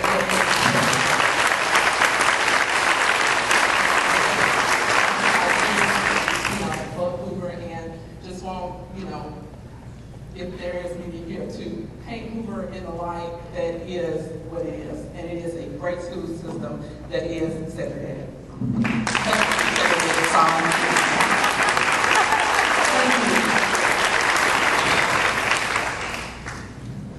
Hi, Dr. Murphy. My name is Allison Taylor, and I'm a Trace Crossings parent. I have a daughter who's a first grader at Trace Crossings Elementary. I also have an almost 3-year-old son who will be entering the Hoover school system in a couple of years. So I made first to be efficient an amen list coming off of your Thursday night meeting. So my amen list, y'all just bear with me because you haven't heard from me, and I want you to hear it again from somebody kind of new to the mic. Community schools. I know that that's a stated goal of your plan, and I appreciate that and respect that. Trace Crossings Elementary is an integral part of the Trace Crossings community. The Trace Crossings community is an integral part of Trace Crossings Elementary. And I don't think that we can separate those in the true spirit of maintaining community schools. Number two, traffic. And, when we start talking about the well-being of kids and, diversity and quality of education, traffic begins to sound superficial. But traffic affects all of our daily lives. And it does affect the quality of education for our students. So a couple of primary areas of concerns. I know I don't need to bold, double underline, and put 9 exclamation points behind South Shades Crest Road. But it is definitely an area of concern. Personally, my family moved from a part of Hoover, the Woodlands, that was further out, into the Trace Crossings community because I never wanted to have to deal with South Shades Crest Road again. So I do think that we need to give great consideration to that traffic. The other traffic is Preserve Parkway and Stadium Trace. I know that there's been some comments about families coming towards Trace being rezoned to Trace and families going away from Trace that are being rezoned to Gwen. So you've kind of got that going on. One thing I really haven't heard anybody mention is you also have Prince of Peace right there on Preserve Parkway. I cut through that way a lot of mornings when I drop my daughter off at Trace Crossings to come up over the mountain to avoid the interstate. And there's already school traffic right there. And so I'm just asking, to the extent that you have not already, please take into consideration traffic flows, traffic patterns, distance is important, but I also think travel time is equally important. Nobody wants their children to have to commute, whether it's on a bus or otherwise, any longer than necessary. And then my third amen is Trace Crossings Elementary School. Thank you so much for your public support of our school and for confronting the misinformation head on. I deeply, from the bottom of my heart, thank you for that. I personally could not be happier with my elementary school experience. The teachers and administrators, the facilities, the technology, and the other resources at Trace Crossings Elementary, I would stack them up against any other elementary school, not just in the Hoover system, but in the Birmingham metropolitan area.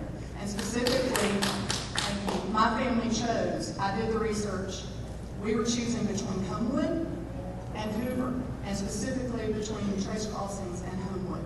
And we chose Trace Crossings, which I think speaks volumes for that school. The combination of extremely high-quality education and the beautiful diversity in that school is truly special, and it's not something that you can find in a lot of places in our community. So those are my amen points. I want to go to one more thing. You gave me a great lead-in because you used one of my favorite words. Mitigation is one of my favorite words. So I spend a lot of my professional life thinking about strategy and risk management. Based on the information that has been made available that I've reviewed, based on the feedback from all of these meetings, it seems to me that there are some tweaks that can be made to this plan that would greatly mitigate the risk that's just inherent in this process. And I understand you can't predict all of the what-ifs and the heretofores and things to come. But I do think there's some tweaks that can be made, and I think those tweaks would directly contribute not only to the overall success of this rezoning plan, but also to our ultimate goal of achieving unitary status. As Mr. Sweeney pointed out earlier, there's a lot of moving parts that follow the rezoning step. And I think to the extent we can stabilize that landscape and keep it from evolving any more than it has to, it will make those following steps a little bit easier. And I will just say, one of those tweaks is to not zone out of Trace Crossings Elementary 5 of the 7 Trace Crossings neighborhoods. That would greatly reduce the 72% change in student population that is under the current rezoning proposal, and it would preserve a significant component of the core parental support for Trace Crossings. Our neighbors across the street that you've already heard from one tonight, they are avid supporters and they will love Trace Crossings whether or not my side of Stadium Trace is there or not. But I think that if we could continue to dispel the misinformation myth and we can continue to build stability within Trace Crossings, it will contribute to the overall success of your plan as well as the overall success of our school system as a whole. And I just ask that you let us be part of that. Thank you.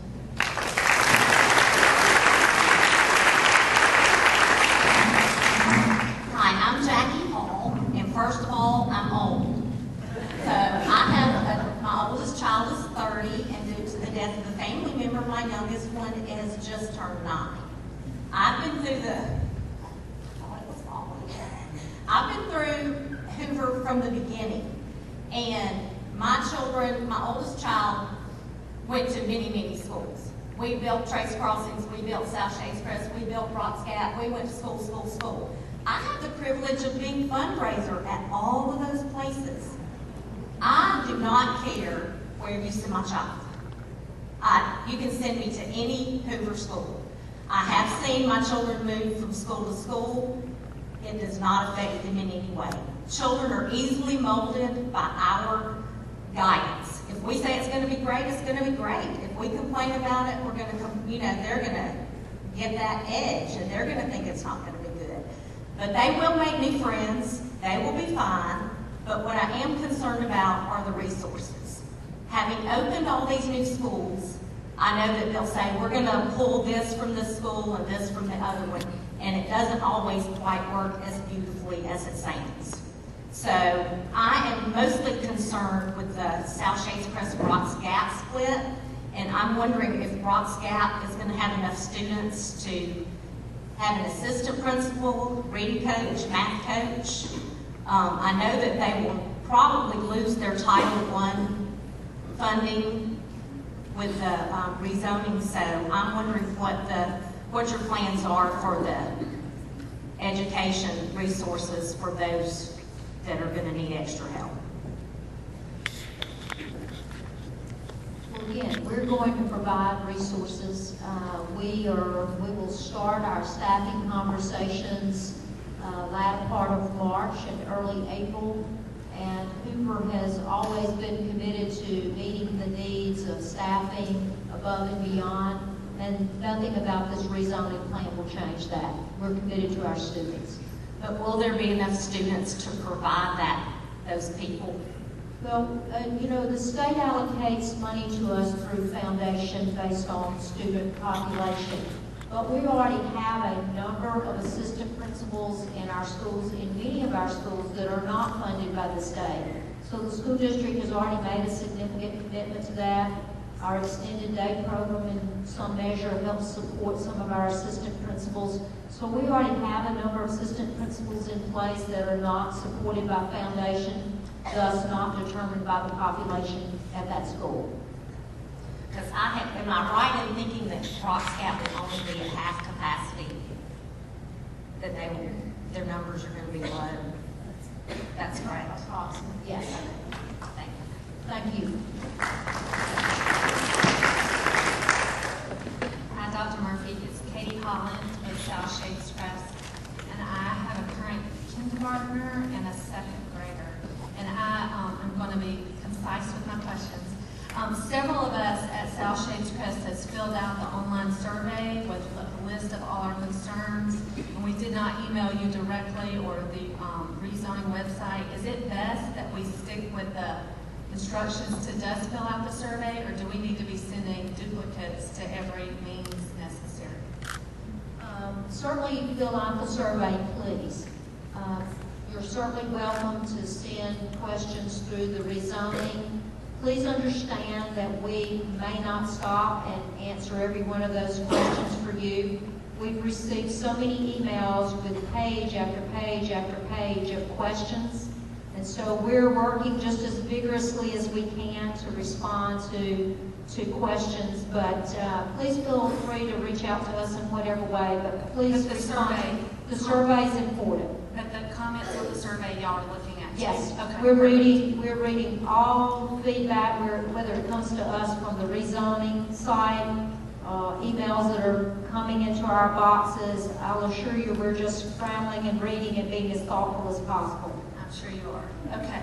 Let me, while looking at the numbers, I noticed there's only space for an additional 137 more children before meeting optimal capacity at Deer Valley. Has any thought been put in to also send Deer Valley to Rocks Gap, since with grandfathering, I assume we're going to be less than 49% capacity? You're looking at the zone for the Deer Valley area. We consulted all the known build out in those neighborhoods, and so we know what the final build outs are. So you don't expect like more than 140 kids in the next 5-10 years? No. Okay. And that goes back to my question.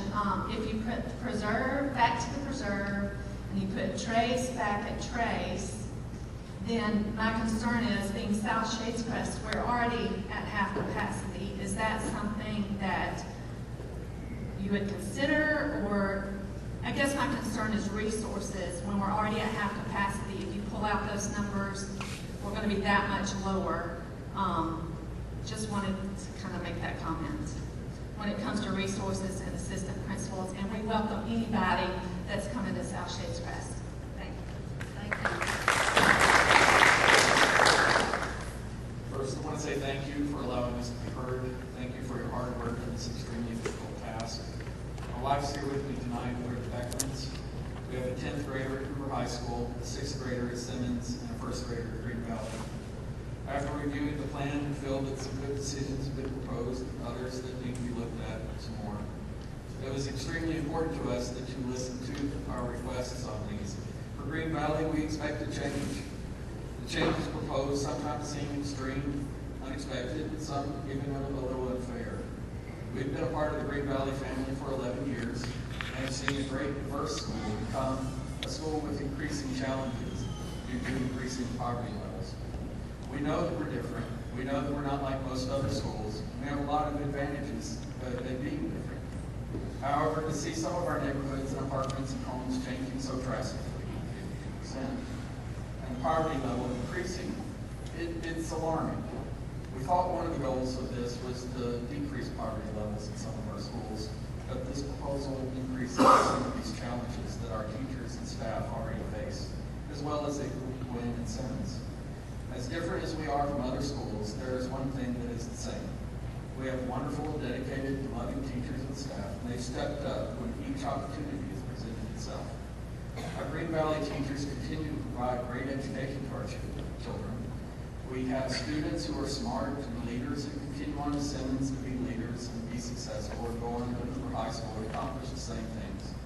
Our teachers provide our students with the tools that they need to succeed despite many disadvantages. Parents from single homes and apartment homes step up each year as much as we can. We will continue to do so to help and support our school. No matter what we parents do, it's only temporary.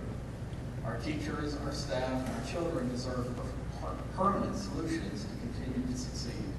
They will need resources and more support staff. Green Valley can't be forgotten in that. Our first question is, what is the plan to increase the support that our teachers and support staff have, so that they can continue to succeed with our children, so that they can have the same level of education that every other schools in the district continue to get. Our second question is, in going through this process, was poverty level considered, or was it an afterthought after the numbers fell out? Our third is on special needs children and getting possibly even a permanent grandfathering so that parents can make choices for their children on whether change is necessary. Sorry, I lost my spot.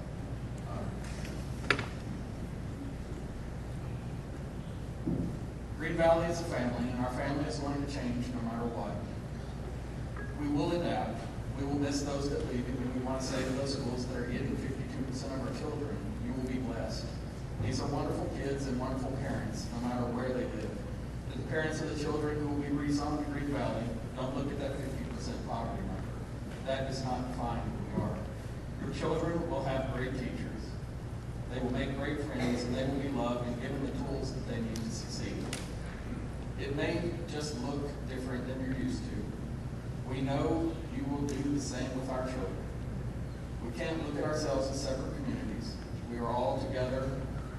We must continue to come together for all our children so that we can make this work. Dr. Murphy and the rest of the decision makers with the LDF and DOJ, as you consider all the comments from the parents and all the schools, remember to equip each school equally for learning opportunities. Remember Gwynn, remember Simmons, and remember Green Valley. Lastly, remember that we're praying for you to have the wisdom and foresight to make these decisions that are best for all of our children.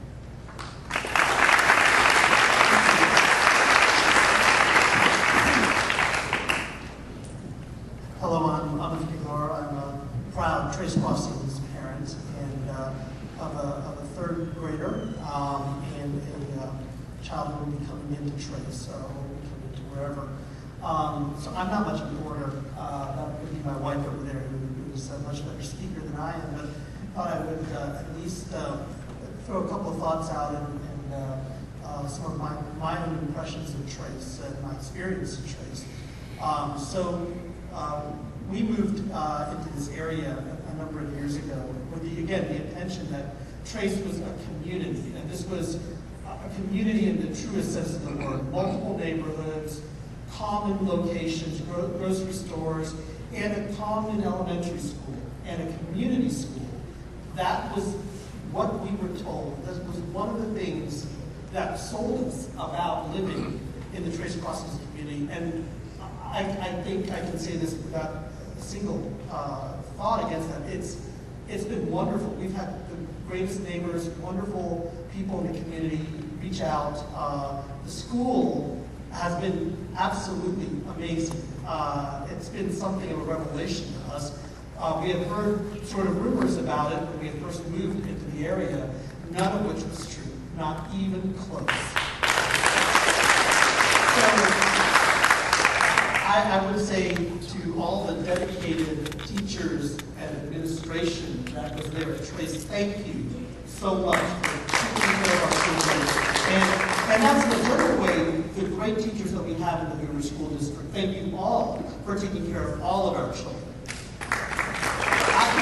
I do think, I'm a product of public school from the get-go. I'm from elementary school through high school, through undergrad, to medical school, to graduate school. So I'm a bit of a science nerd, and I like my science education. And God, I hope my child would want to do what I want to do one day. But I have been absolutely floored by his love of learning. His love of science is something I couldn't even comprehend at his age. And what he is learning with robotics and all of the other resources of Trace has been mind-blowing. And that comes from somebody who's done a lot of science for a long, long time. So I just want to thank the community, the Trace community, for everything. And the concept of keeping this community school, to me, or community schools as a whole in Hoover, is absolutely critical. Thank you so much.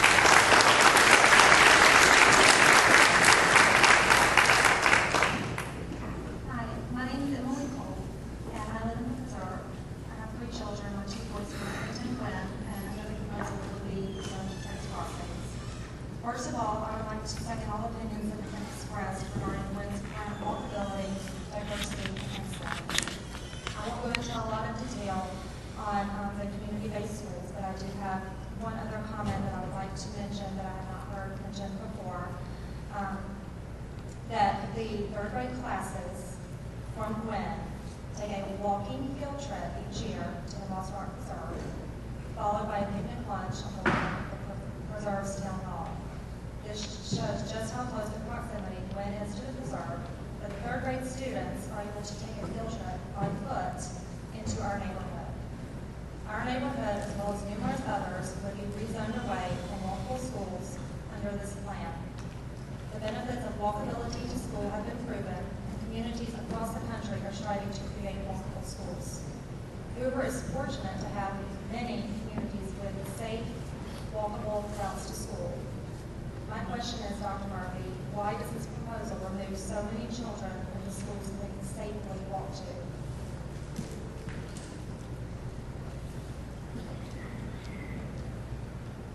There are three parties at the table.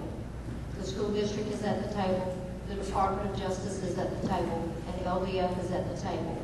So given the conversations that the three parties have had to this point, this was the plan that we brought to the community, and we very, very clearly understand that walkability is important and that the location of the preserve and proximity to Wynn is very important. Thank you. And I also want to submit to you a petition on the 232 residents that we assigned. Let me get to you. I do have one other question I'm going to ask as well. I have concerns about the longevity of this plan and the stability that lies with the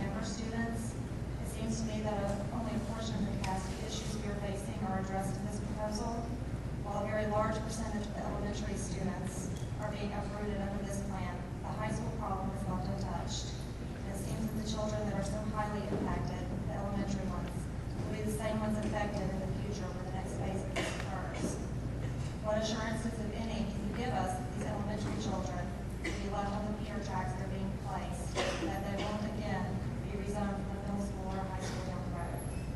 Would you be willing to put any measures into place to ensure that they're not disrupted again? I will assure you that we've made great commitment to, and will continue as we sit back at the table on 2 occasions, one being Thursday and one being March the 2nd, with the 2 other parties, to make sure that we craft a plan that has as much shelf life as possible. There are things that I cannot control, such as growth in our city and where people choose to build. What I am willing to commit to you is that we are being very thoughtful, even at present, as it would relate to how do we address the secondary school challenges that we have, again, particularly on the west side of our city with the size of Hoover High School. So, again, I can't sit here and make promises to you that it's 5 years, 10 years, or never. I can say to you that we're going to put out as thoughtful a plan with as long a shelf life as possible, but at the same time, I'll assure you that we're engaging very quickly in planning forward for the high school students. Is that a third high school? Is that an extension to a school? And all I can say is just kind of stay tuned because we're working on that at the current time.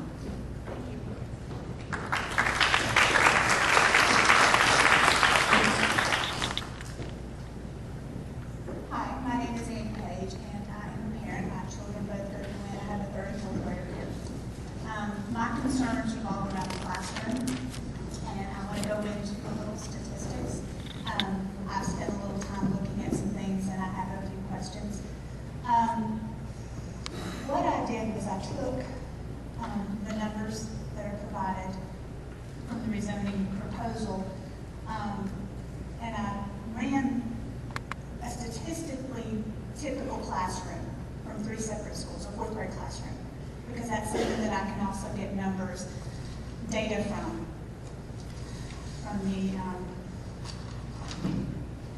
the National Assessment from Educational Progress, which gives me the ability to kind of work out how this plays out and what this looks like when you put it together. When you look at, I took Deer Valley, Green Valley, and Gwen, because I feel like Deer Valley, and I feel like Gwen and Green Valley are highly impacted, and I feel like Deer Valley kind of gives us a control that's close to us. When you look at Deer Valley next year, I gave all 3 of them 24 students because that is what Hoover puts in calls normal in a 4th grade classroom. Under next year, and I'm going to go ahead and use terms for ethnicities because those are the terms that are being given to me to use. I feel like I'm in 1965, but these are the terms that are being given to me to use. This is how I'm going to speak. Next year, under this term, statistically, Deer Valley will have in a 4th grade classroom 20 white children, 4 black children. When you run the numbers from the National Assessment of Educational Progress, 3 of those children will lack all the partial prerequisite skills to function on a 4th grade level. 2 children at Deer Valley will be living in low income or poverty situations, and 1 of those children will lack all the partial skills to function on 4th grade level. This means in a class of 24 students at Deer Valley, 4 children will lack all the partial skills to perform on 4th grade level work because Deer Valley will function at 9% poverty level. When you move to Gwen, Gwen will have 18 white children, 6 black children. 5 of those children will lack all or partial prerequisite skills to function on a 4th grade level. Gwen will have 10 children living in low income or poverty situations, with 7 of those children lacking all or partial skills to function on a 4th grade level. So this means in a class of 24 students, you can have up to 12 children that lack all or partial skills to function in a typical 4th grade classroom. This is for reading and math. When we move to Green Valley, you will have 18 white children. You will have 6 black children. 5 of those will lack all the partial prerequisite skills to function on a 4th grade level of work. You will have 11 children living in low income and poverty level situations, and 9 of those will lack all the partial skills to function in 4th grade classroom work. This means out of a class of 24, you will have 16 children that will lack all or partial skills to function in a 4th grade classroom. And when I say this, I do mean reading and math. When you look at that, what is so startling is that those are different from the classrooms of today. All 3 of those schools are much more closely aligned today. Today, when you look at Deer Valley, their max is 8, where next year they will have 4 in a 4th grade classroom. When you look at Gwen, we have statistically 9, where next year it will be 12. Green Valley has 12, where statistically next year they will have 16. When you're looking at half or more than half of your class that lacks all the partial skills to function on a classroom level, that means that your teacher is going to be spending most of their time doing remedial work. Your teacher needs additional hands. In looking at this, I believe that you would need to provide, and people are talking about resources, probably 2 extra teachers per grade level in a lot of these schools, just to assist these teachers, because we're also not talking about disabilities in the classrooms.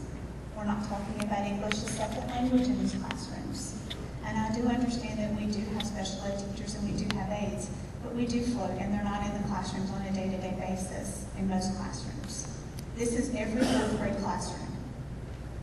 I do think in running the numbers, I tried to do a mixed run on this, taking education levels, coming in levels, how long people had been doing matrix with aides, taking the fact that we did have current teachers here and aides here, and it looks as though roughly our school would need, and probably Green Valley similar, an additional probably $200,000 roughly per school just to cover an additional, provide 2 teachers per grade level to allow 2 teachers to float between the 5 classes, to give hands-on for the teachers to provide the instruction that the parents of Hoover and the children of Hoover deserve.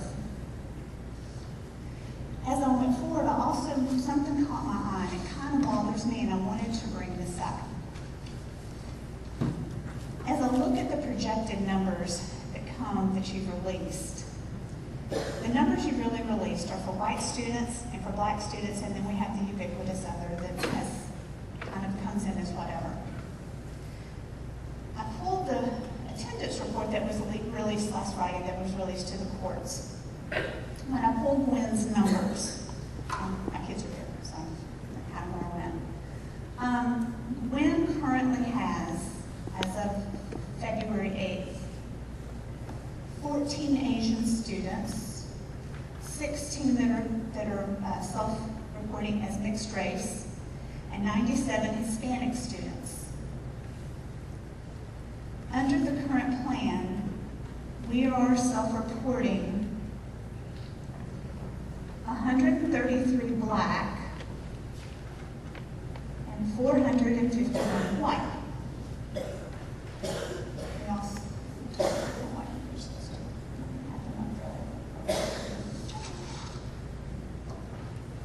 When we move forward, our right numbers are 324. When you move forward, my question is, why have Hispanic numbers, or why have the races not all been reported? I do know that last week when someone brought this up, you mentioned that Hispanic is not an ethnicity, and I do understand that, and that people typically self-report as white Hispanic or black Hispanic. The problem with that is when you pull your attendance records, they are completely broken down by Hispanic, black, white, Asian, American Indian, Polynesian, mixed race, and then N, and I don't quite know what N is. They're also broken down by male and female.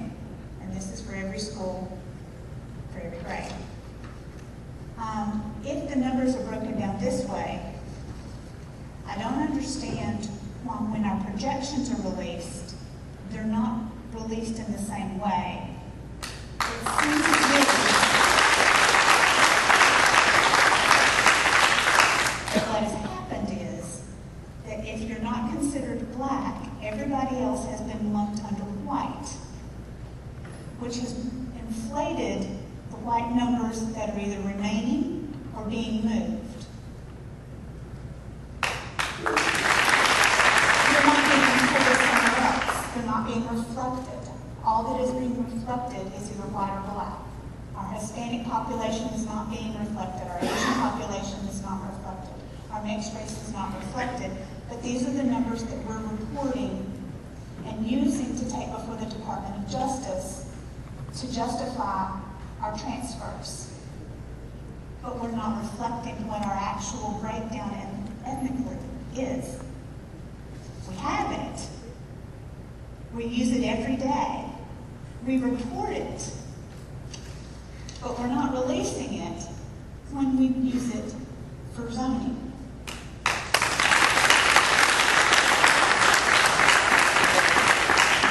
I do understand that, and it is the nature of the case is in terms of the documents that have been requested by the parties, have specifically requested information related to black, white numbers.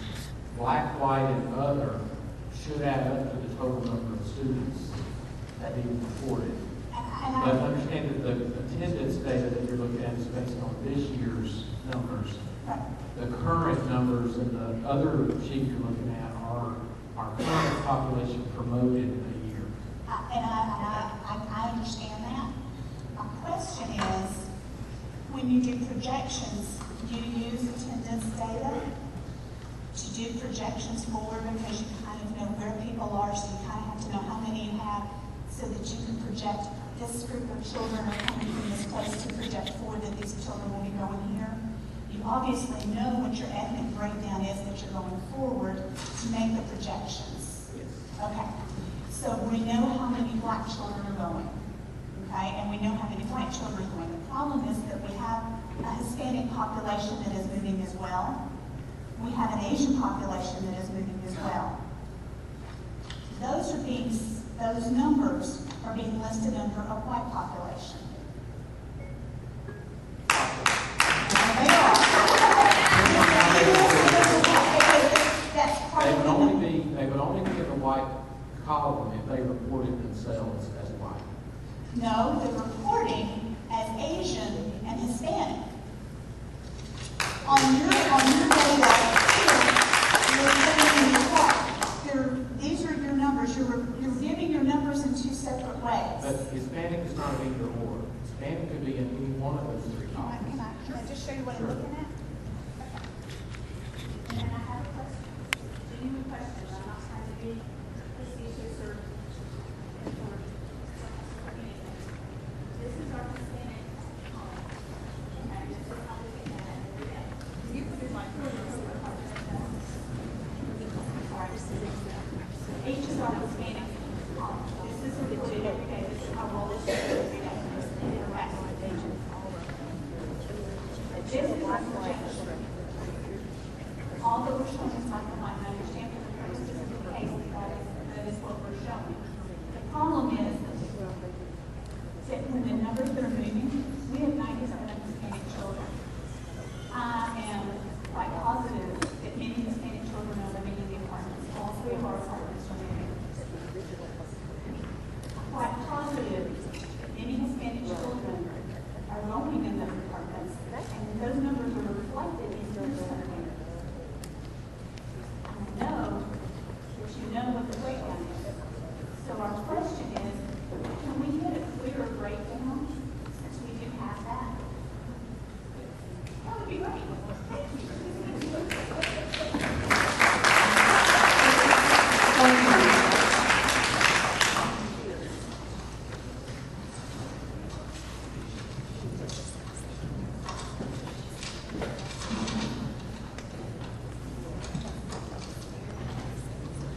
Hello, My name is Laura Jackman.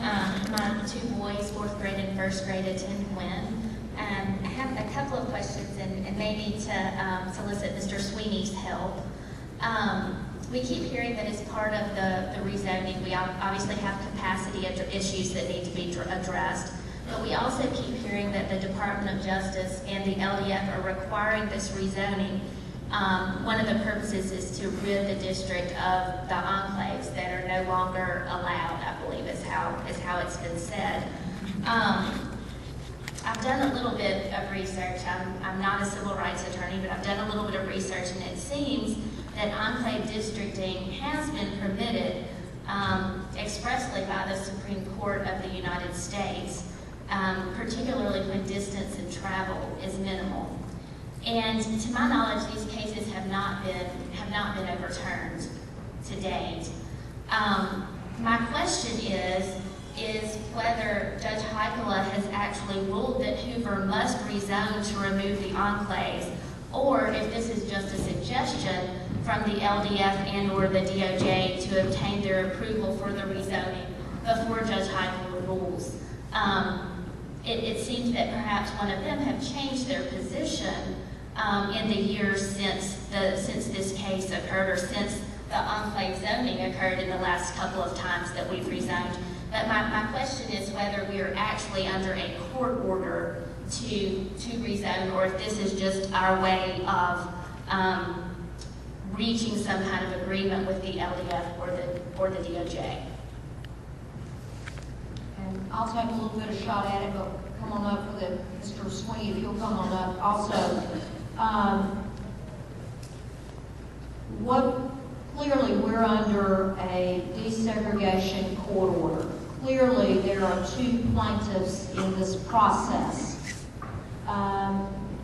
In order to carry a plan forward to Judge Heikela, the three parties need to reach some level of agreement, or we can approach the court with our own plan, but in the absence of the Department of Justice and the LDF embracing that plan, we are probably sorely at a deficit when we walk into that courtroom with Hoover City School Plan in the absence of the plaintiff's agreement to that plan. So as we've seen the process and I might even call strategy, it's obviously important for us to try to reach some conceptual agreements with the other two plaintiffs, which I believe increases the likelihood of us being able to get a student rezoning plan that would be approved by the court. And Mr. Sweeney can answer that much better than I can.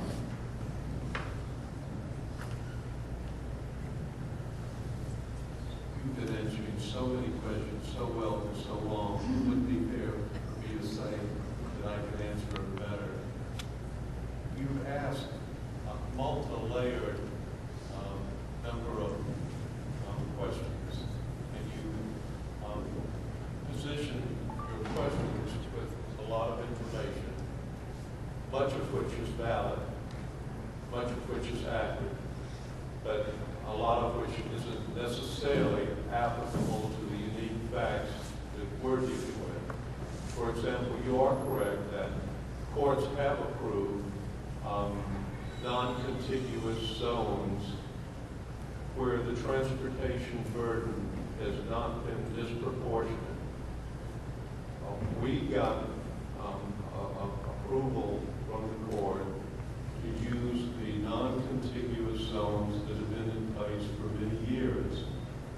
But when the parties revisited over time the extent to which the burden of those non-contiguous zones impacted blacks, it was clear to them that that was unconstitutional. Secondly, you asked if Judge Heikela has ordered us to do anything.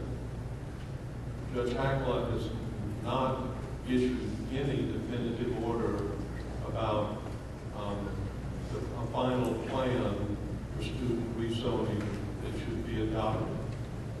What what she has emphasized is that the constitutional mandate by which she should rule on this case has to be followed. And there is a multitude of cases that craft the criteria for successful unitary status petitions that have been followed. And she's going to stay very close to those criteria. It's the same criteria that the Department of Justice and LDF have come to the table to dialogue with us about. Those would be the green factors? No, we've outlined those in our petition to the court, but the green factors are affected by the criteria that's used for student reassignments. That's a subcategory of how to approach those issues. If you'll look at the status report that Hoover submitted 2 weeks ago, we outlined what the criteria is. That the criteria that we've tried to follow includes such things as minimum impact on students.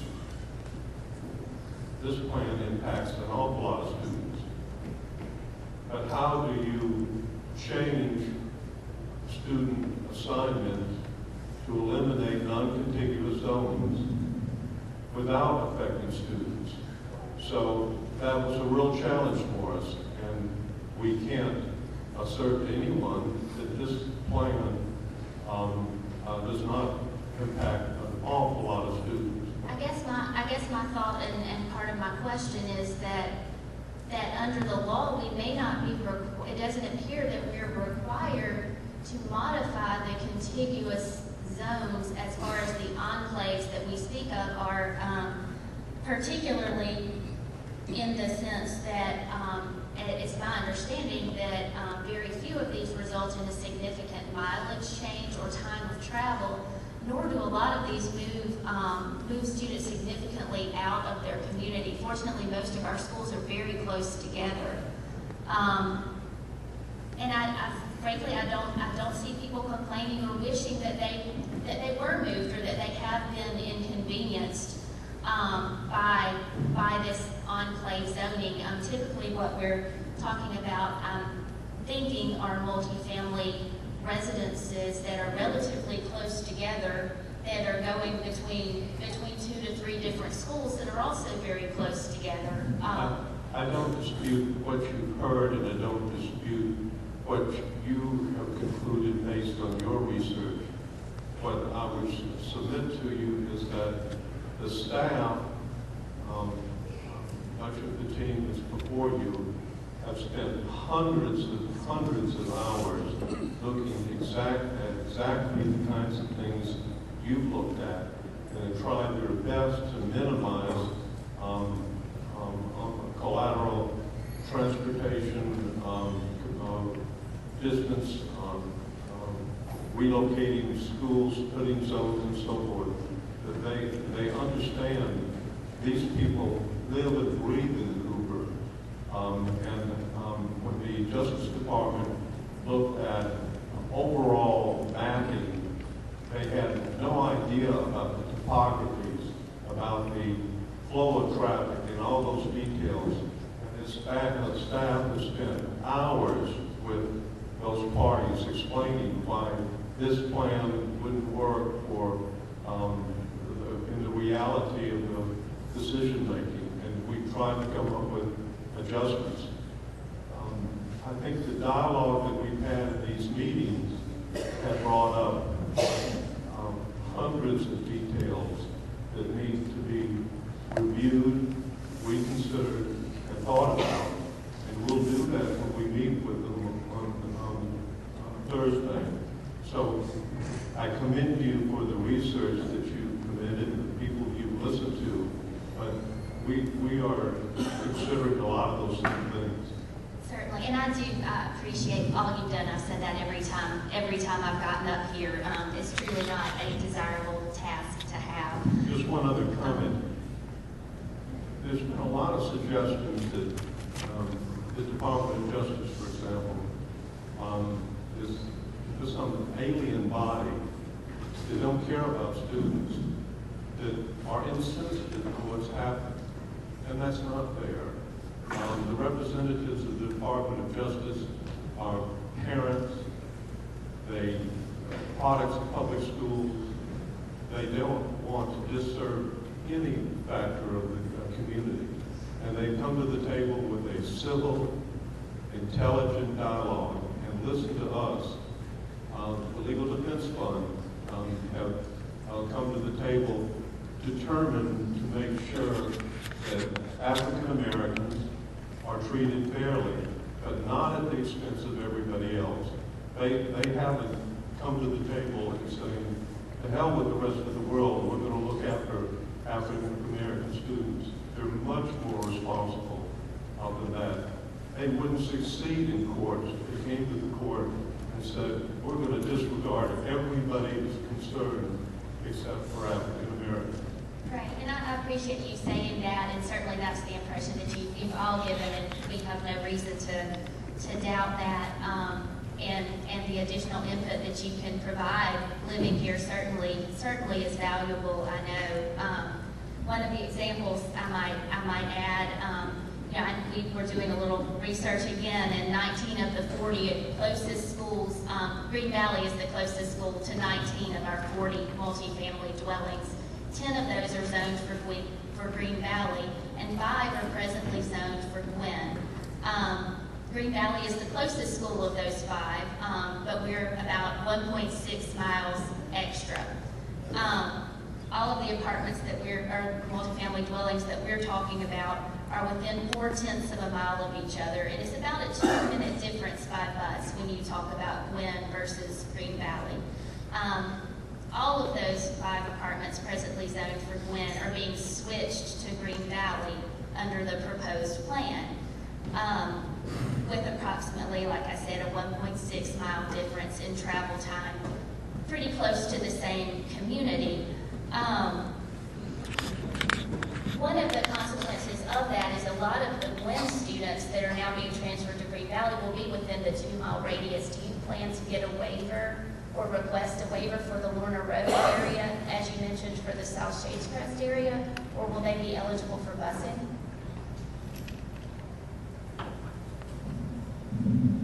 We'll give review to those individuals that need to be reviewed for location, but I'm not prepared to say to you at this point that we're going to ask for a waiver. Let me also say this, we are now 15 after 8. There are lots of people in the line. I don't want to disrespect your time at the microphone, but we do have a lot of people in line, and so if I could, let's move forward. If we could, do you have other questions? If you have, okay, sure. If you'll just share that with us quickly, please. Okay. My question is with the $600,000 in bus savings under the new plan. I wonder. You mentioned one time a couple of meetings ago something about possibly a dual bus route of some sort. Are we saving funds by having single buses carry out multiple routes a day, or is there some other way that the savings is coming? And to the extent that Melody wants to jump in here, she can certainly do that. But rather than having additional buses and additional drivers, by having shorter routes, we can have bus drivers doing a dual route. So it doesn't require an additional bus nor an additional driver. Children would wait at school while the first route goes, and then they would come back and take them on a secondary route? Yes, that a bus driver would be running 2 routes. Okay. So how long would that take them to get home, generally? How much would that? I mean, I know you can't tell. We already do that. We already run a lot of our buses, drivers doing dual routes. So this is not anything unique or new or novel. We're already doing it. Okay? Thank you. Thank you. My name is Bill Ross. I'm a resident in Hoover for the past 25 years, presently in Bluff Park area, and I apologize I have not been able to attend the previous meeting. I do appreciate all that you've done, Dr. Murphy, with the school board and the city council that's here, Mr. Sweeney, obviously impassioned residents that are with us for 2.5 hours now. I did send an email to all of you late last week to members of the board, to members of the city council, and so I'm not going to rehash all that. I'm here to make a very brief argument, and my argument is to leave Bluff Park as it is. I have not seen any clear presentations or data or reasoning behind moving 30 children from Bluff Park to 2 different schools. I've heard people say it's only 30 children. Well, I say, why 30 children? This has no impact whatsoever on any socioeconomic, demographic, or capacity of the schools. I am in Stonebrook Park, Stonebrook Terrace. It's a neighborhood of 47 homes. It's one of the 4 areas that's been impacted by the rezoning of Bluff Park. Within our area, there are only 5 school-age elementary children there. It's a very stable community. There's been little influx or outflux in the past several years. I'm going to deliver to you in a minute a petition signed by almost all 47 of the homeowners. And if you'll indulge me, I'll read it briefly. We, the residents of Stonebrook Park and Stonebrook Terrace, petition the HCS Superintendent, Kathy Murphy, the Hoover Board of Education, and the Hoover City Council to not rezone Bluff Park Elementary. The rezoning proposal released on February 4th of 2016 needlessly rezones O'Neill, Page Drive, Crest Cove, and the Stonebrook out of the Bluff Park Community School. The combined number of children in these areas is a nominal 30 students who would have no real impact on the capacity if they remained at Bluff Park. From Stonebrook, there are only 5 children that are presently attending Bluff Park next year. To rezone 47 homes for 5 children to attend Gwen Elementary School is disruptive to a very stable community. We deem it unnecessary to lose bus service and be moved away from a community school that we were promised the right to attend when we purchased our homes here. But to limit the disruption of this neighborhood, we petition for the following: to not be rezoned at Gwen. But if the rezoning is inevitable as a last resort, the residents of Stonebrook and other areas be granted the right for the current students to be grandfathered into Bluff Park, to finish their elementary schools there, or for any of these students to choose the right to attend another school in the area. I'm not at all insinuating that any of the schools is incapable of educating our children. They're all fabulous schools. I just don't see a reason to take 30 children from one area and move them to 2 different schools. Now, I see no way that's going to impact the desegregation order that we've been talking about this evening. Our community is stable. We're not a growing area within the city limits. We're built out. Our school is not running at a capacity. Maintain the community school feeling in Bluff Park. It's the reason why many of us moved here, myself included 11 years ago. I've been here 25 years. My kids range in age from 30 down to 5. My 30-year-old attended Bluff Park. My 15-year-old did. My 28-year-old went to 3 different elementary schools years ago during the huge growth that we saw. I've heard it mentioned several times. Let's look to the future. If we truly need changes down the road that are justified, then let's explore the issue again. I do have just a couple questions, either for you, Dr. Murphy, or for Mr. Sweeney.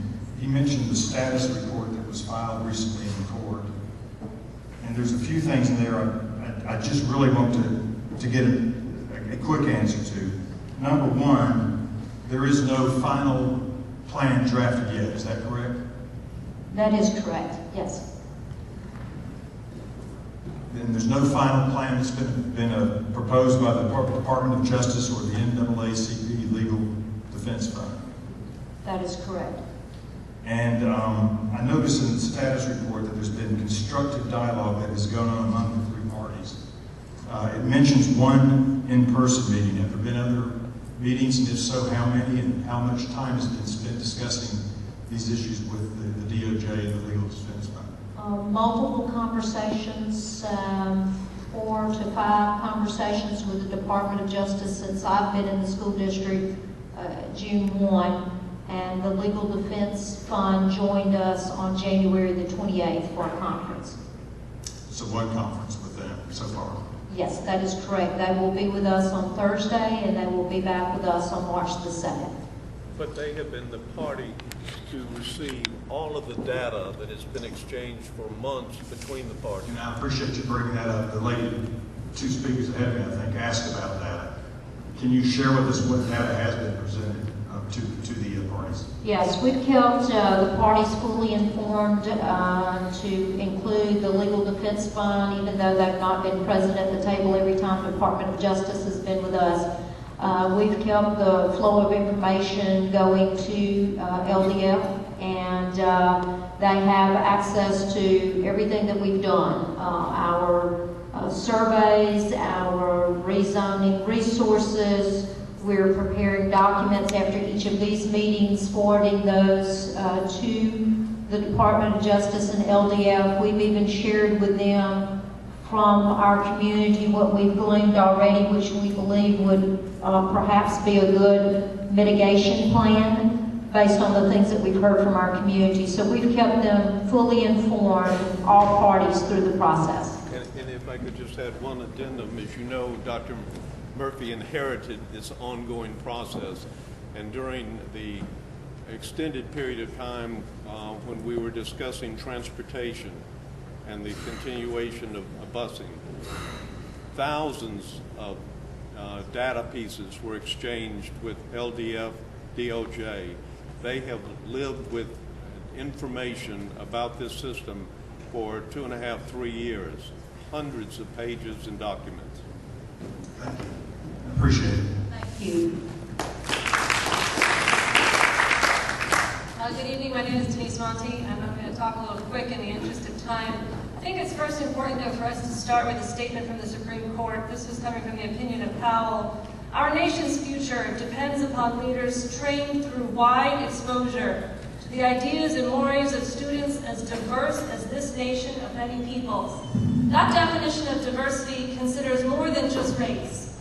It considers gender, sexual orientation, religion, socioeconomic status, amongst others. And that's the definition of diversity that Hoover City Schools has embraced over the past years and wants to continue to embrace as we move forward. Can you put up the slides, please? I come with some data to show about this rezoning plan, because while I think we can appreciate that this desegregation order requires us to look in just black-white numbers, but the issue actually becomes much deeper. Sure. The slide up on the screen is the current zoning map, and the red circles are the enclaves that are at the heart of this discussion with the plaintiffs. The next slide shows the proposed rezoning plan that theoretically removes those enclaves. Next slide. What you can see here in small print is actually on blue under our current zoning and orange under the proposed rezoning. And this is a distribution of poverty distribution of black students amongst our schools. You can see that that distribution is pretty tight on both the blue curve box plot as well as the orange box plot, which means Mr. Cropper, the GIS expert, did a very good job of maintaining our already diverse schools with respect to the black student population. Next slide. What you see here, though, is what happens as a result of this rezoning proposal.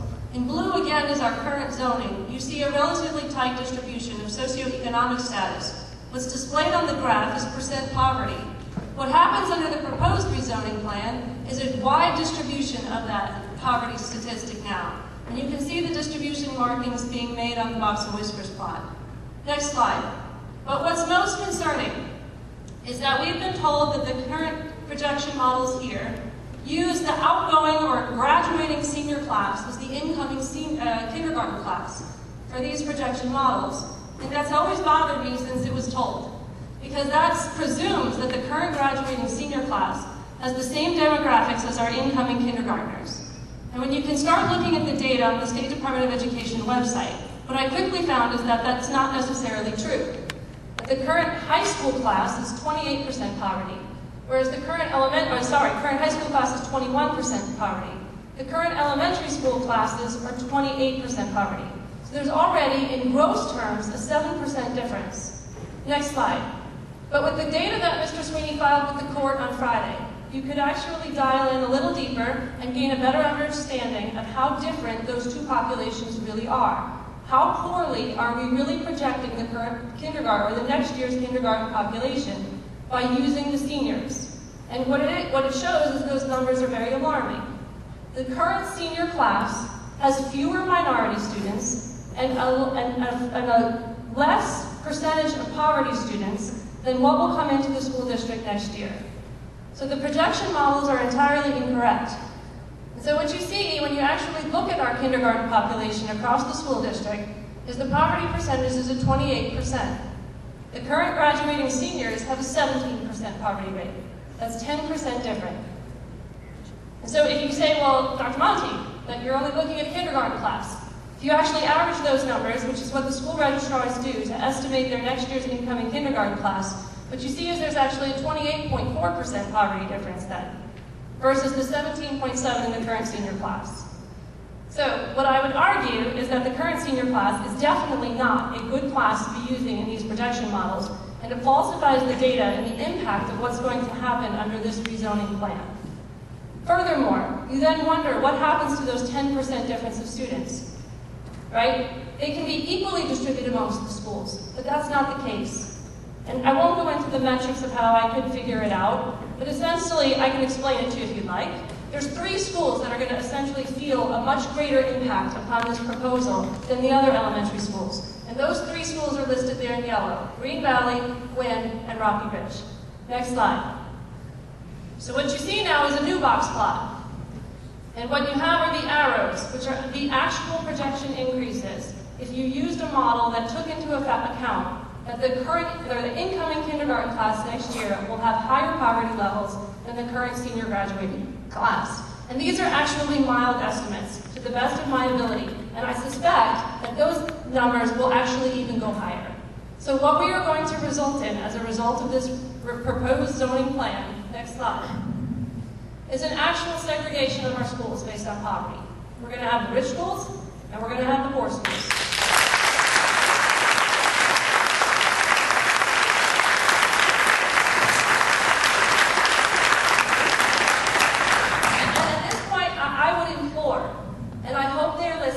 The Department of Justice and the Legal Defense Fund, that Hoover City Schools, in essence, by accepting this plan, they will be allowing us to trade a legacy of segregation by race for a legacy of segregating by socioeconomic status.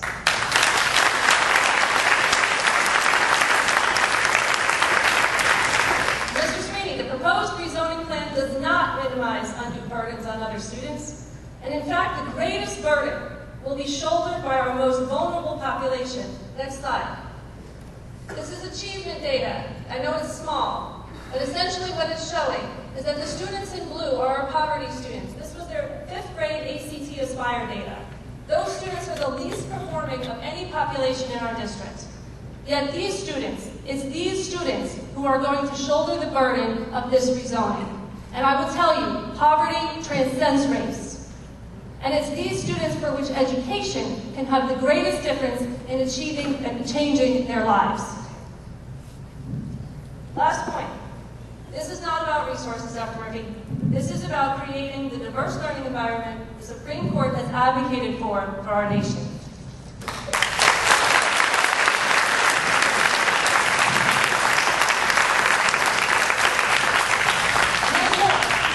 So we talked about enclaves, and I understand that enclaves are a big part of this. Next slide. Jim Sparrow showed you these maps. In essence, the enclaves are not going away. Right? They're being hidden by GIS polygons. But if you look at the small piece on the right, that is still an enclave of a majority of multifamily dwellings. This is just an artifact of how Hoover City has been built. So not only are we still keeping enclaves on the ground, we may have theoretically gotten rid of them with a GIS polygon that looks nice, but we're also then burdening our poor students who need the greatest educational benefit.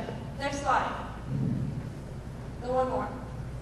So, as part of this, I want to end with a couple of questions because I don't feel like this aspect of the plan has been addressed well enough. So, with regards to transportation, how are the miles traveled computed? Is this door-to-door or are these bus routes? If you will submit those questions to us, we'll do our very best to make sure that we get answers for you. I think the folks in the room, do you want to hear the answers? Yeah. dumb. The folks want to know the answers. So were the bus routes developed for the rezoning plan? Were the bus routes, Are there bus routes developed for the proposed rezoning plan? we have used a system called Edulog to help us determine those bus routes, yes. So they have. So has time on the bus been considered in addition to miles traveled? I'm sorry, we're trying to shuffle microphones and...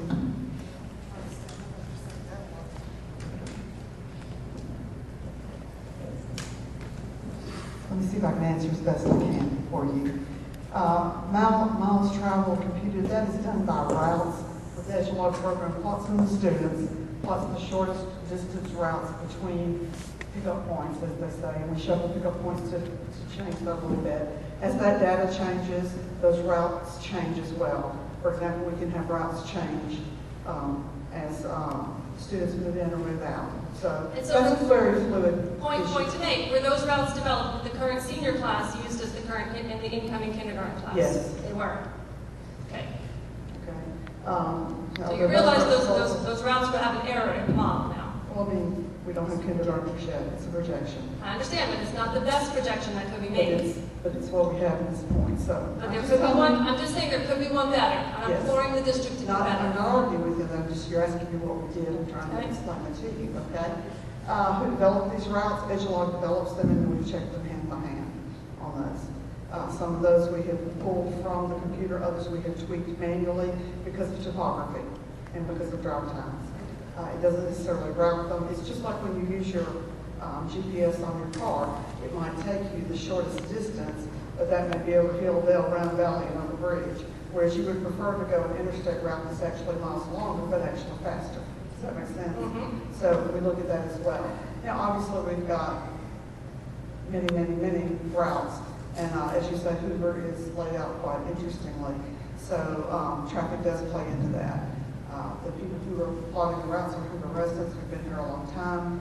We know some of those little snafus that come up, and we try to avoid those.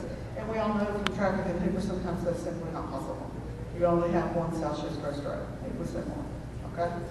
Time on bus considered? Yes, it is considered. We try to make it equitable so that no student is unduly burdened by length of time. That's something we've done for a long time, and that's one reason we run those routes. For example, right now, elementary school bus drivers also run middle school routes because of the staggered start time. So no one's left on the second route. We have a few places where there's what we call a wait route. For example, at Rock's Gap, where you have to come back and pick up another group. The closer neighborhood or a multifamily complex is to the school, the faster that route can be run. So sometimes you may have 3 bus loads in one general area, and you don't have 3 buses to do this, so they can run them in 15 minutes and back and pick up another group. And those are considered as well because you want the shortest amount of time possible, particularly for the little kids, for the younger students on the bus. What percentage of our bus routes are currently running those double routes right now? I would say 90%. 90% are dropping off kids, going back out, picking up more, and coming back? No, they're not doing that. I'm saying they're running elementary routes and they're running middle school routes. I understand, but Most of see- the high school routes are single routes because of the length. But I just want to clarify that these routes that are being told we're doing double routes, is this double routes elementary and then the driver is going to do a middle school route? Or is this That's a what's double happening right route? now. I understand, or is this a double route where the children are going to get dropped off at school and the bus driver is going to go back out to pick up more elementary school children for that same school? It depends on the route. For example, you might have a neighborhood here that's right at the 2-mile limit that you have a full bus for. And then just barely beyond that, it's at the 2.3-mile limit, you've got another neighborhood full. That bus driver could literally run 2 routes until everybody there in time for breakfast. Okay, and so what percentage of our buses are currently doing that? I can't give you that exact number. I'll be glad to look it up. I think that's important. I think it's important to know what that is under the new plan. I mean, I said it changes because those routes change. But that's also impact on children. Well, of course it is. Everything we do is an impact on children. That's why we take it so seriously. Students within the 2 miles should remain safe to their current schools. Quite honestly, if you're talking about bus route transportation for that, we just simply do not have enough buses or personnel to cover every student in the school being able to ride a bus. That's right, and so that's why students within 2 miles currently don't provide bus And that transportation. that's state rule.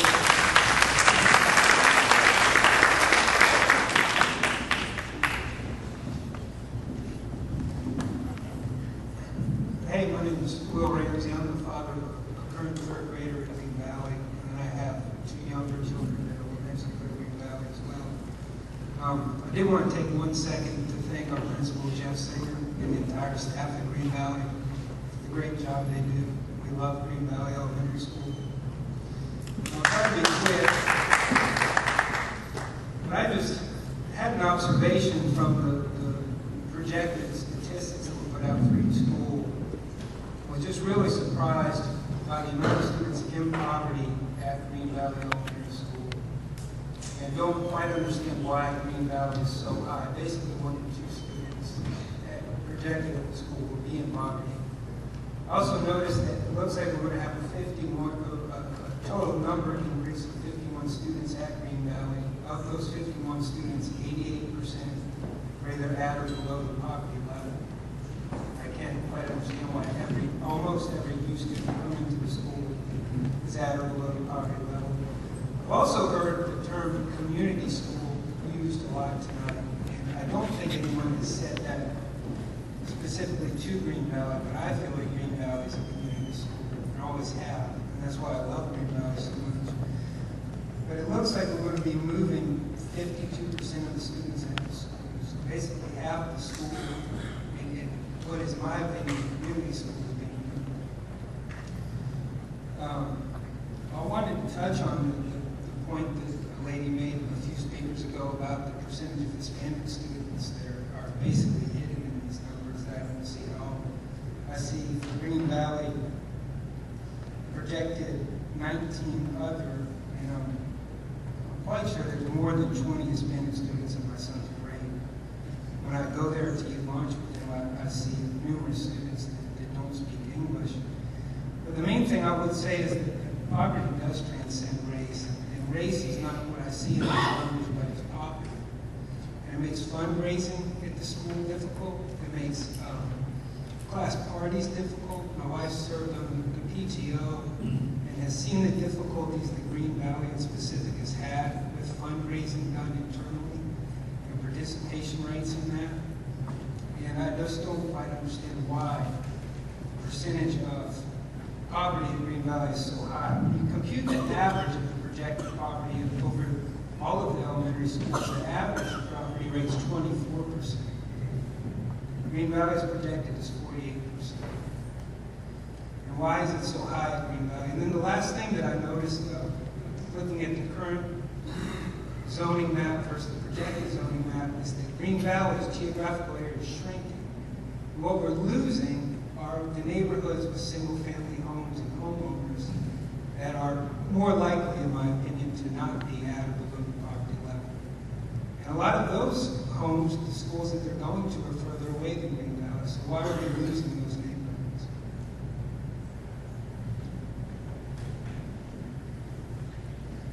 Is the question.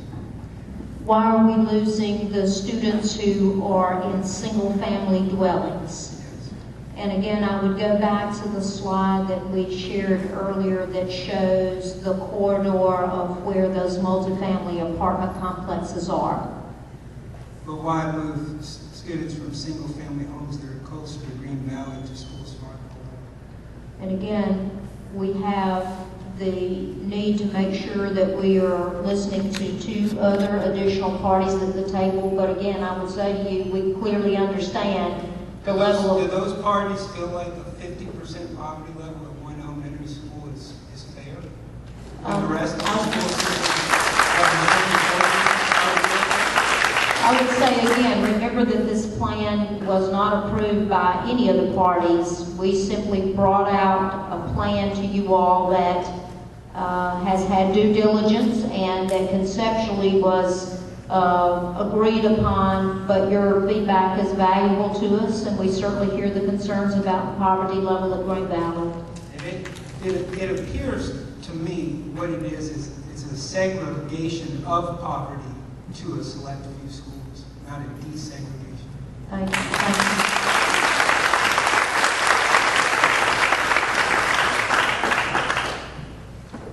Hi, my name is Nancy Smith. I live in Southwood Highlands. I have 3 children in Hoover City Schools, a 3rd grader and a 4th grader at South Shades Crest, and a preschooler at Trace Crossings with significant disabilities who will be transitioning to kindergarten at South Shades Crest in the fall.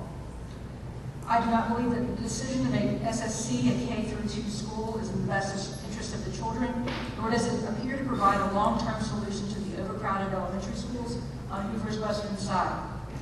Furthermore, this decision to create what amounts to a 2-building mega elementary school has forced a cascade effect where the residents of Trace Crossing are being forced to leave their community school to fill SSC, and Gwynn families are moving in to fill Trace. Is there not a less disruptive way to address the capacity issues at Deer Valley until the city can fulfill its obligations to its most important resource, its children and their schools?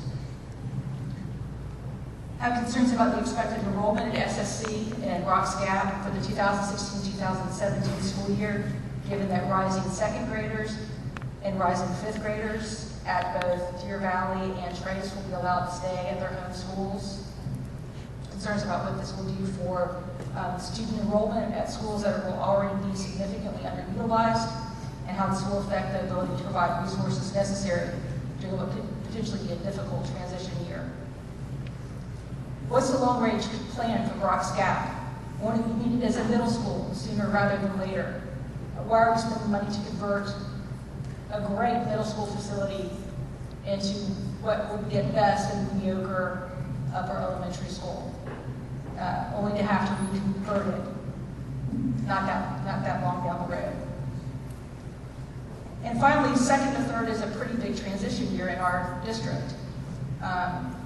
That's the year that academic work ramps up, letter grades are given for the first time, and formal state testing begins. Now our kids will be faced with also transitioning to a new school as well. How will we make sure that this is not too much transition? Thank you.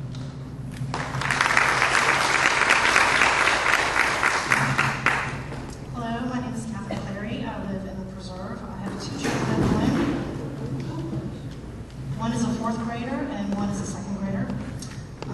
I will keep my remarks brief. I just want to say thank you for letting me have the opportunity to speak, even though we're running over time. I have a couple of points to make that are very brief, and before I say that, I just wanted to note that I do oppose the plan as it currently stands. However, I do acknowledge that we appear to be going forward with a plan that we don't have a choice, and therefore we need to do something. And I do acknowledge also that this, whatever plan you end up proposing, is not going to make everybody happy. So, with those points in mind, I think there would be some things that you could do to ease the transition for the families that are affected. And the first one is, I agree with you, there's no point in delaying rezoning if it's something that we absolutely have to do. However, and this may be splitting hairs, I wonder if we could delay the implementation of the plan for 2 reasons. Number one, I'm hearing a lot of concerns, especially at Simmons, about facilities and accommodating the influx of students that will be coming to that school, and probably other schools as well. I'm not familiar with the other schools as much as I know Simmons. And the school ends at the end of May. It begins again on August the 4th, and that is not a whole lot of time to prepare a school. We will not know the results of the judge's decision before April, and that's just, in my opinion, does not give us a lot of time to prepare. I think it's overly optimistic to think that we could have physical preparedness in such a short time. The second reason I wonder if delayed implementation might be a possibility is to consider our IEP students. Jessica's mom advocated very beautifully for our students who have special needs at the last meeting. My son is also one of those students here at Gwynn, and his autism. Before he came to Gwynn, he was a student at Mitchell's Place, which is a preschool for autistic kids. And we spend, and I'm not exaggerating this, the better part of a year preparing him for his transition to Gwynn. And I do a calendar year, not a school year, because Mitchell's Place is a year-round school. He probably does not need a year now. He's much more advanced than he was back then. But I'm sure there are students that will be very terribly affected by such a short time to prepare to go to a different school with different students. And I'm concerned for them. The second thing that I would like to request is that you expand the grandfathering. I do appreciate the opportunity for my 4th grader to stay at Gwynn, and I'm pretty sure that that's something that she would like to do. However, I think in order to make this transition easier for other families, I would ask you to expand grandfathering to all the siblings that have already started at a particular school, the students will continue to keep their community, which is really the most important thing. And students that have not started yet could potentially go to their new zone school and start their new community there. They don't know anything different. They'll be starting at a new school, so I don't think they'll be as effective as the students that have already built a community with their friends at their school. And the last thing I would like to ask for, and it has been mentioned several times, is that students that are currently within proximity to a school that does not require busing should be able to stay at their community school.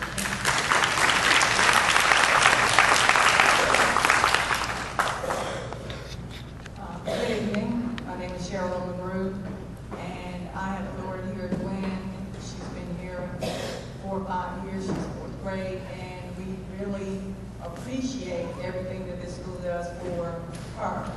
She's an only child, but she is very much involved with friends that are in the preserve, so we support our friends from the preserve as well in terms of that split. I want to address the issue that probably has been skated over, but needs to be hammered down, in my opinion. We have talked about rezoning, which means reshuffling, rearranging, but not reaching. We need to reach our students, which means that that is going to entail a whole different conversation. And frankly, being an educator, working with teachers, knowing that it takes a lot to reach a child.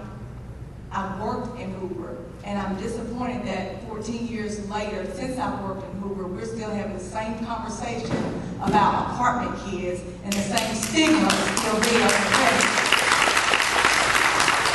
At this point, you know, I couldn't figure out if I should have been offended or not, being a black woman, being a teacher. But I taught children in Hoover just like I taught children in other districts. They were all my children. So I was always offended when I heard the terms, those children, or these children, instead of our children.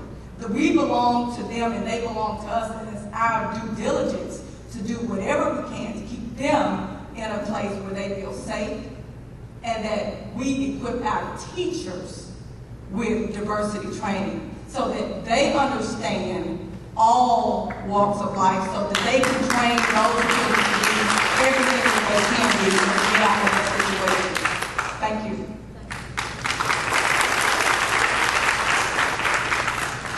Hi, I'm Allison McAfee. I am a 11-year resident of Hoover. I initially lived in South Point subdivision, and my oldest son went to South Shades Crest. We have recently moved to Magnolia Grove, and so my current child is a kindergartner at Trace Crossings. And we've loved both schools, and they've done an amazing thing. I'm also a pediatrician here in this town, so I take care of a lot of the kids who live in the apartments and who live in the school system, and we need to take care of all of them. My concerns for the Trace Crossings is just that it's a school that has been together and talks about in ways that's not really true. It's a great school. I've been to South Shades Crest and I've been to Trace Crossings, and they're both wonderful schools with wonderful teachers, and they're going to get a great education. I have a concern that if that school's already had the trouble that it's had, if we split them up and make them go to different middle schools, you deal with a different problem of kids who learned to know people and meet people, to not be able to be with them throughout the rest of their time at school. All that said, my biggest concern tonight, and why I stayed here as long as I did, was to talk to the community as a whole. I've been pretty heartbroken as I've watched each of these meetings and how people have fussed about apartment children and fussed about poor children. I think each concern is legitimate. I understand the importance of community schools, and I understand the importance of everybody staying together, and I understand the importance of needing resources. But I think we all need to realize these are children, and they all need to be educated, and they all need to be loved.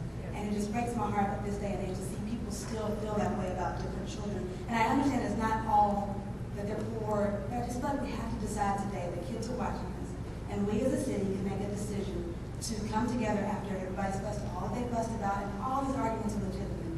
But once this is over, we have got to stand together and decide that we as Hoover are a great school system, and we're going to make a difference for every child at every school, no matter where we are. This is exhausting. The biggest thing I want for it to be is to be over, because I have a 5th grader who watches this every day, and is heartbroken and doesn't understand why people are so upset. So we as a community can decide that we can love each other no matter where we go. Change is hard, but I'm a person who can attest that sometimes the things that have been the craziest things to me, or the hardest change, has been the best thing that's ever happened to me. So I'm not asking for things to stay the way they are there, because I don't agree with all of them. But in the same breath, my decision is, when we move forward, whatever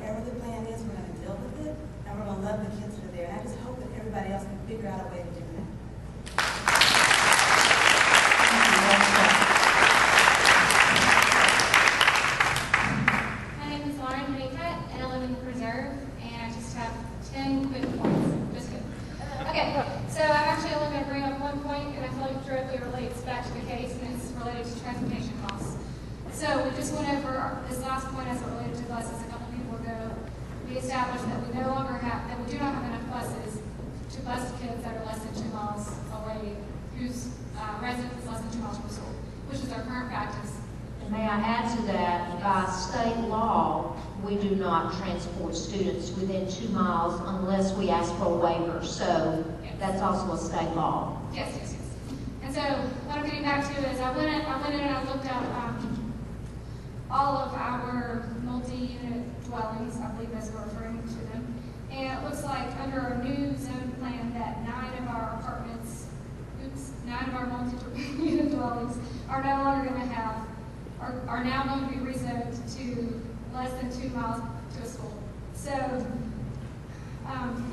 my question is, as it relates to this case, is that putting an undue burden on those students who are now going to have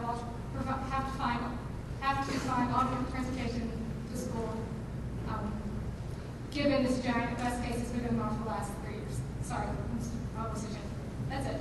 Yeah, thank you. That's a point well raised. And when some of our central office staff went out to the apartment complexes to meet with and to share the proposed rezoning plan, they, and not just the individuals in the multifamily dwellings, but others have said that I was close enough that, or I was far enough away to get the bus.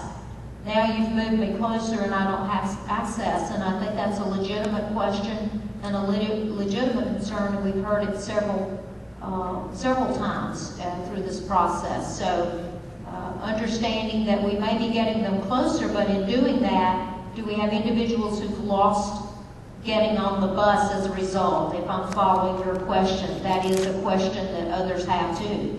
Right, and most of them, if you look them up in the new online, you type in their address, it says they can walk, but if you look up their Google Maps, they have to walk across Highway 31, so we know they're not doing that.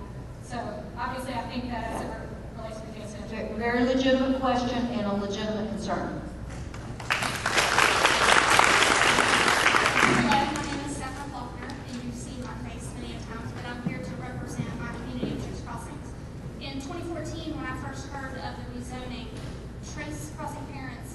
Spoke up because it seemed in the court of public opinion we were the only ones who wanted to go to Trace.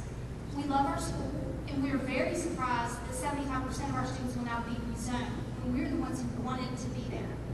And it's very sad to continue to hear the negative undertones being said when speaking of Trace Crossings. Our principals, our staff, our parents have worked years and years and hours to change Trace Crossings. It is not what it used to be. So I just want to get that out there. We are a different Trace Crossings, and we love it. And we want to keep our kids there. On my personal soapbox, I live in Trace Crossings. I will now be sent to South Shades Crest and Bronx Gap. We moved there because I wanted my children to attend our community school, which is what it was advertised as, and attend school together with their siblings. With under the new proposal, my children will never attend school together. They will never have the opportunity to walk hand in hand down a hallway with their sibling. So that personally upsets me. The other thing that I would like a little bit of understanding from the board, what was the thought process in swapping Trace Crossing residents with the Preserve neighborhood? Because to me it seems that the two neighborhoods are fairly equal on poverty level, ethnicity, and the number of students that attend the public schools. So why did the board decide it was in the best interest of our children to disrupt the students and the homeowners of Trace Crossings only to be replaced by the same demographics?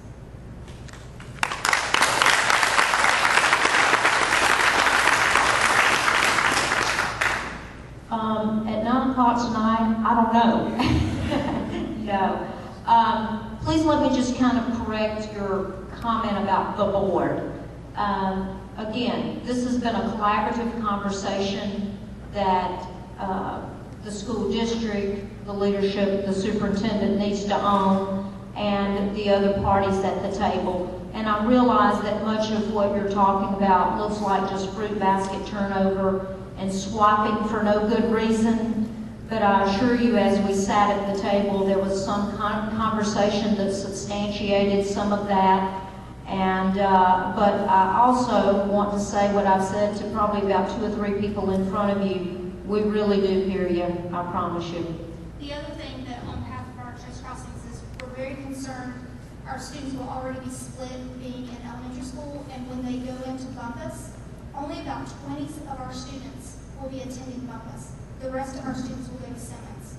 I don't think that that's it's fair to those children who have now been able to go through K through 5 together, and only 20 of those students will attend Bumpus. So just want to put that up there. Thank you. Legitimate concern again. Hi, my name is Amy Rakes. I have a 4th grader at Gwen and a kindergartner at Gwen and a 2-year-old who will come at Gwen. Did I understand you correctly to say that you're working on changes to the plan before you present it to the DOJ and LDF on Thursday? What we have done is to take all the community input we've gotten up to date, and on Friday, I submitted to the Department of Justice and Legal Defense what we thought might be a mitigation plan that took into consideration and thought the things that had already been shared with us from our community.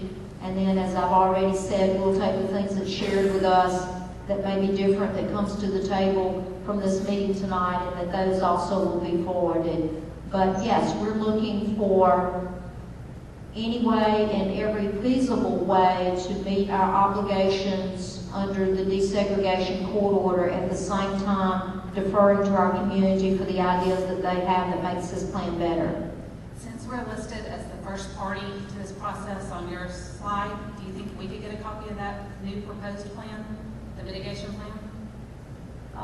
No, and here's why. This is litigation, pending litigation, and so that's reason one. Reason two is this is very much a working document where we're sharing with other plaintiffs in the pending litigation. So at this point, that's a working document that's going back and forth between the parties in the process.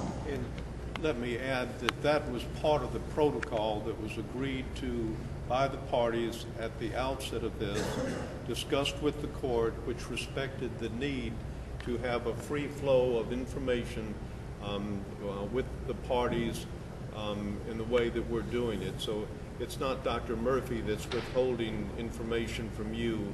It's the protocol that we agreed and expressed and discussed with the court.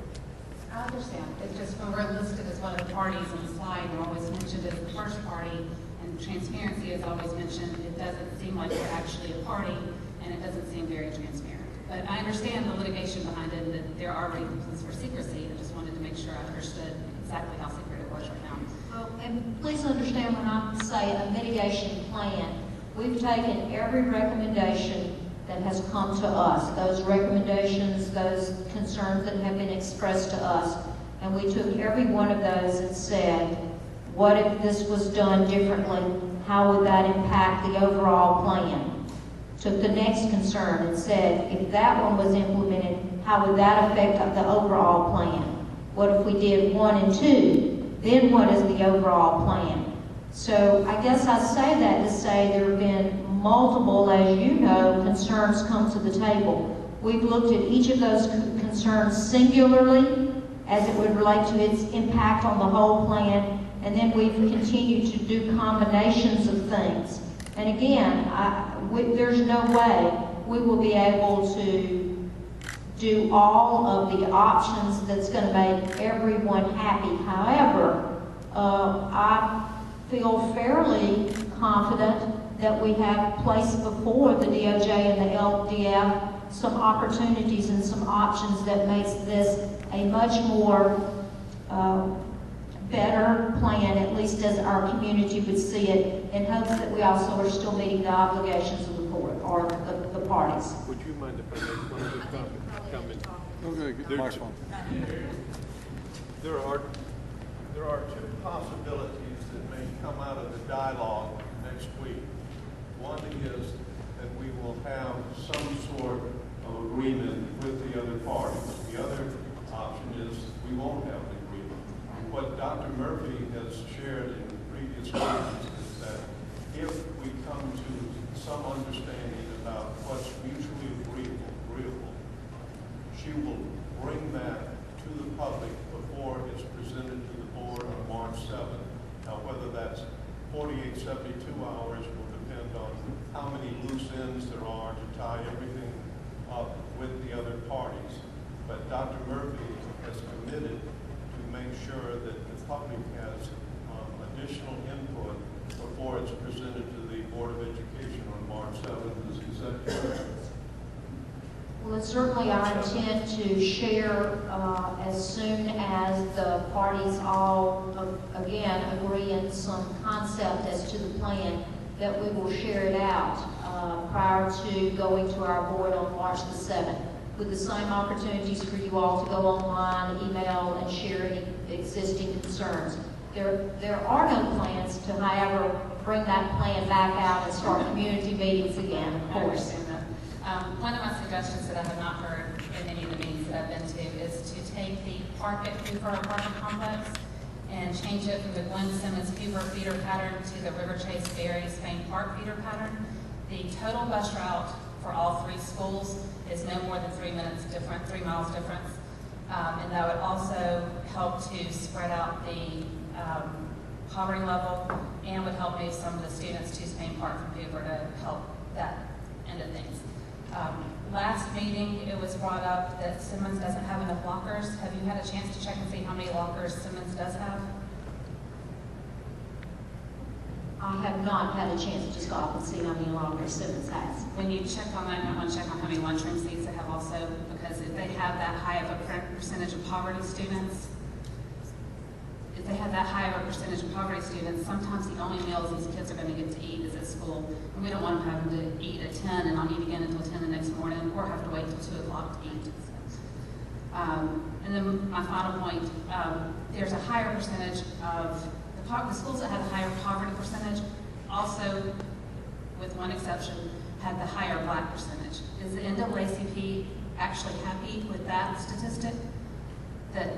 That seems opposite of desegregation. You're putting their black students that they're representing in a worse position. You're putting them in a school with more struggle. Like Andy brought up earlier, those classrooms are going to have a higher percentage of kids who are struggling to keep up.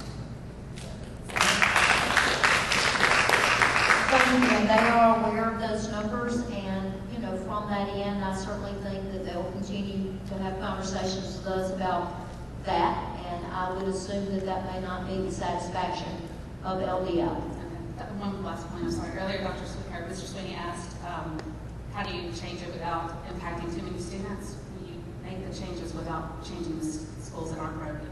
When it's not broken, we don't need to be changed. Thank you.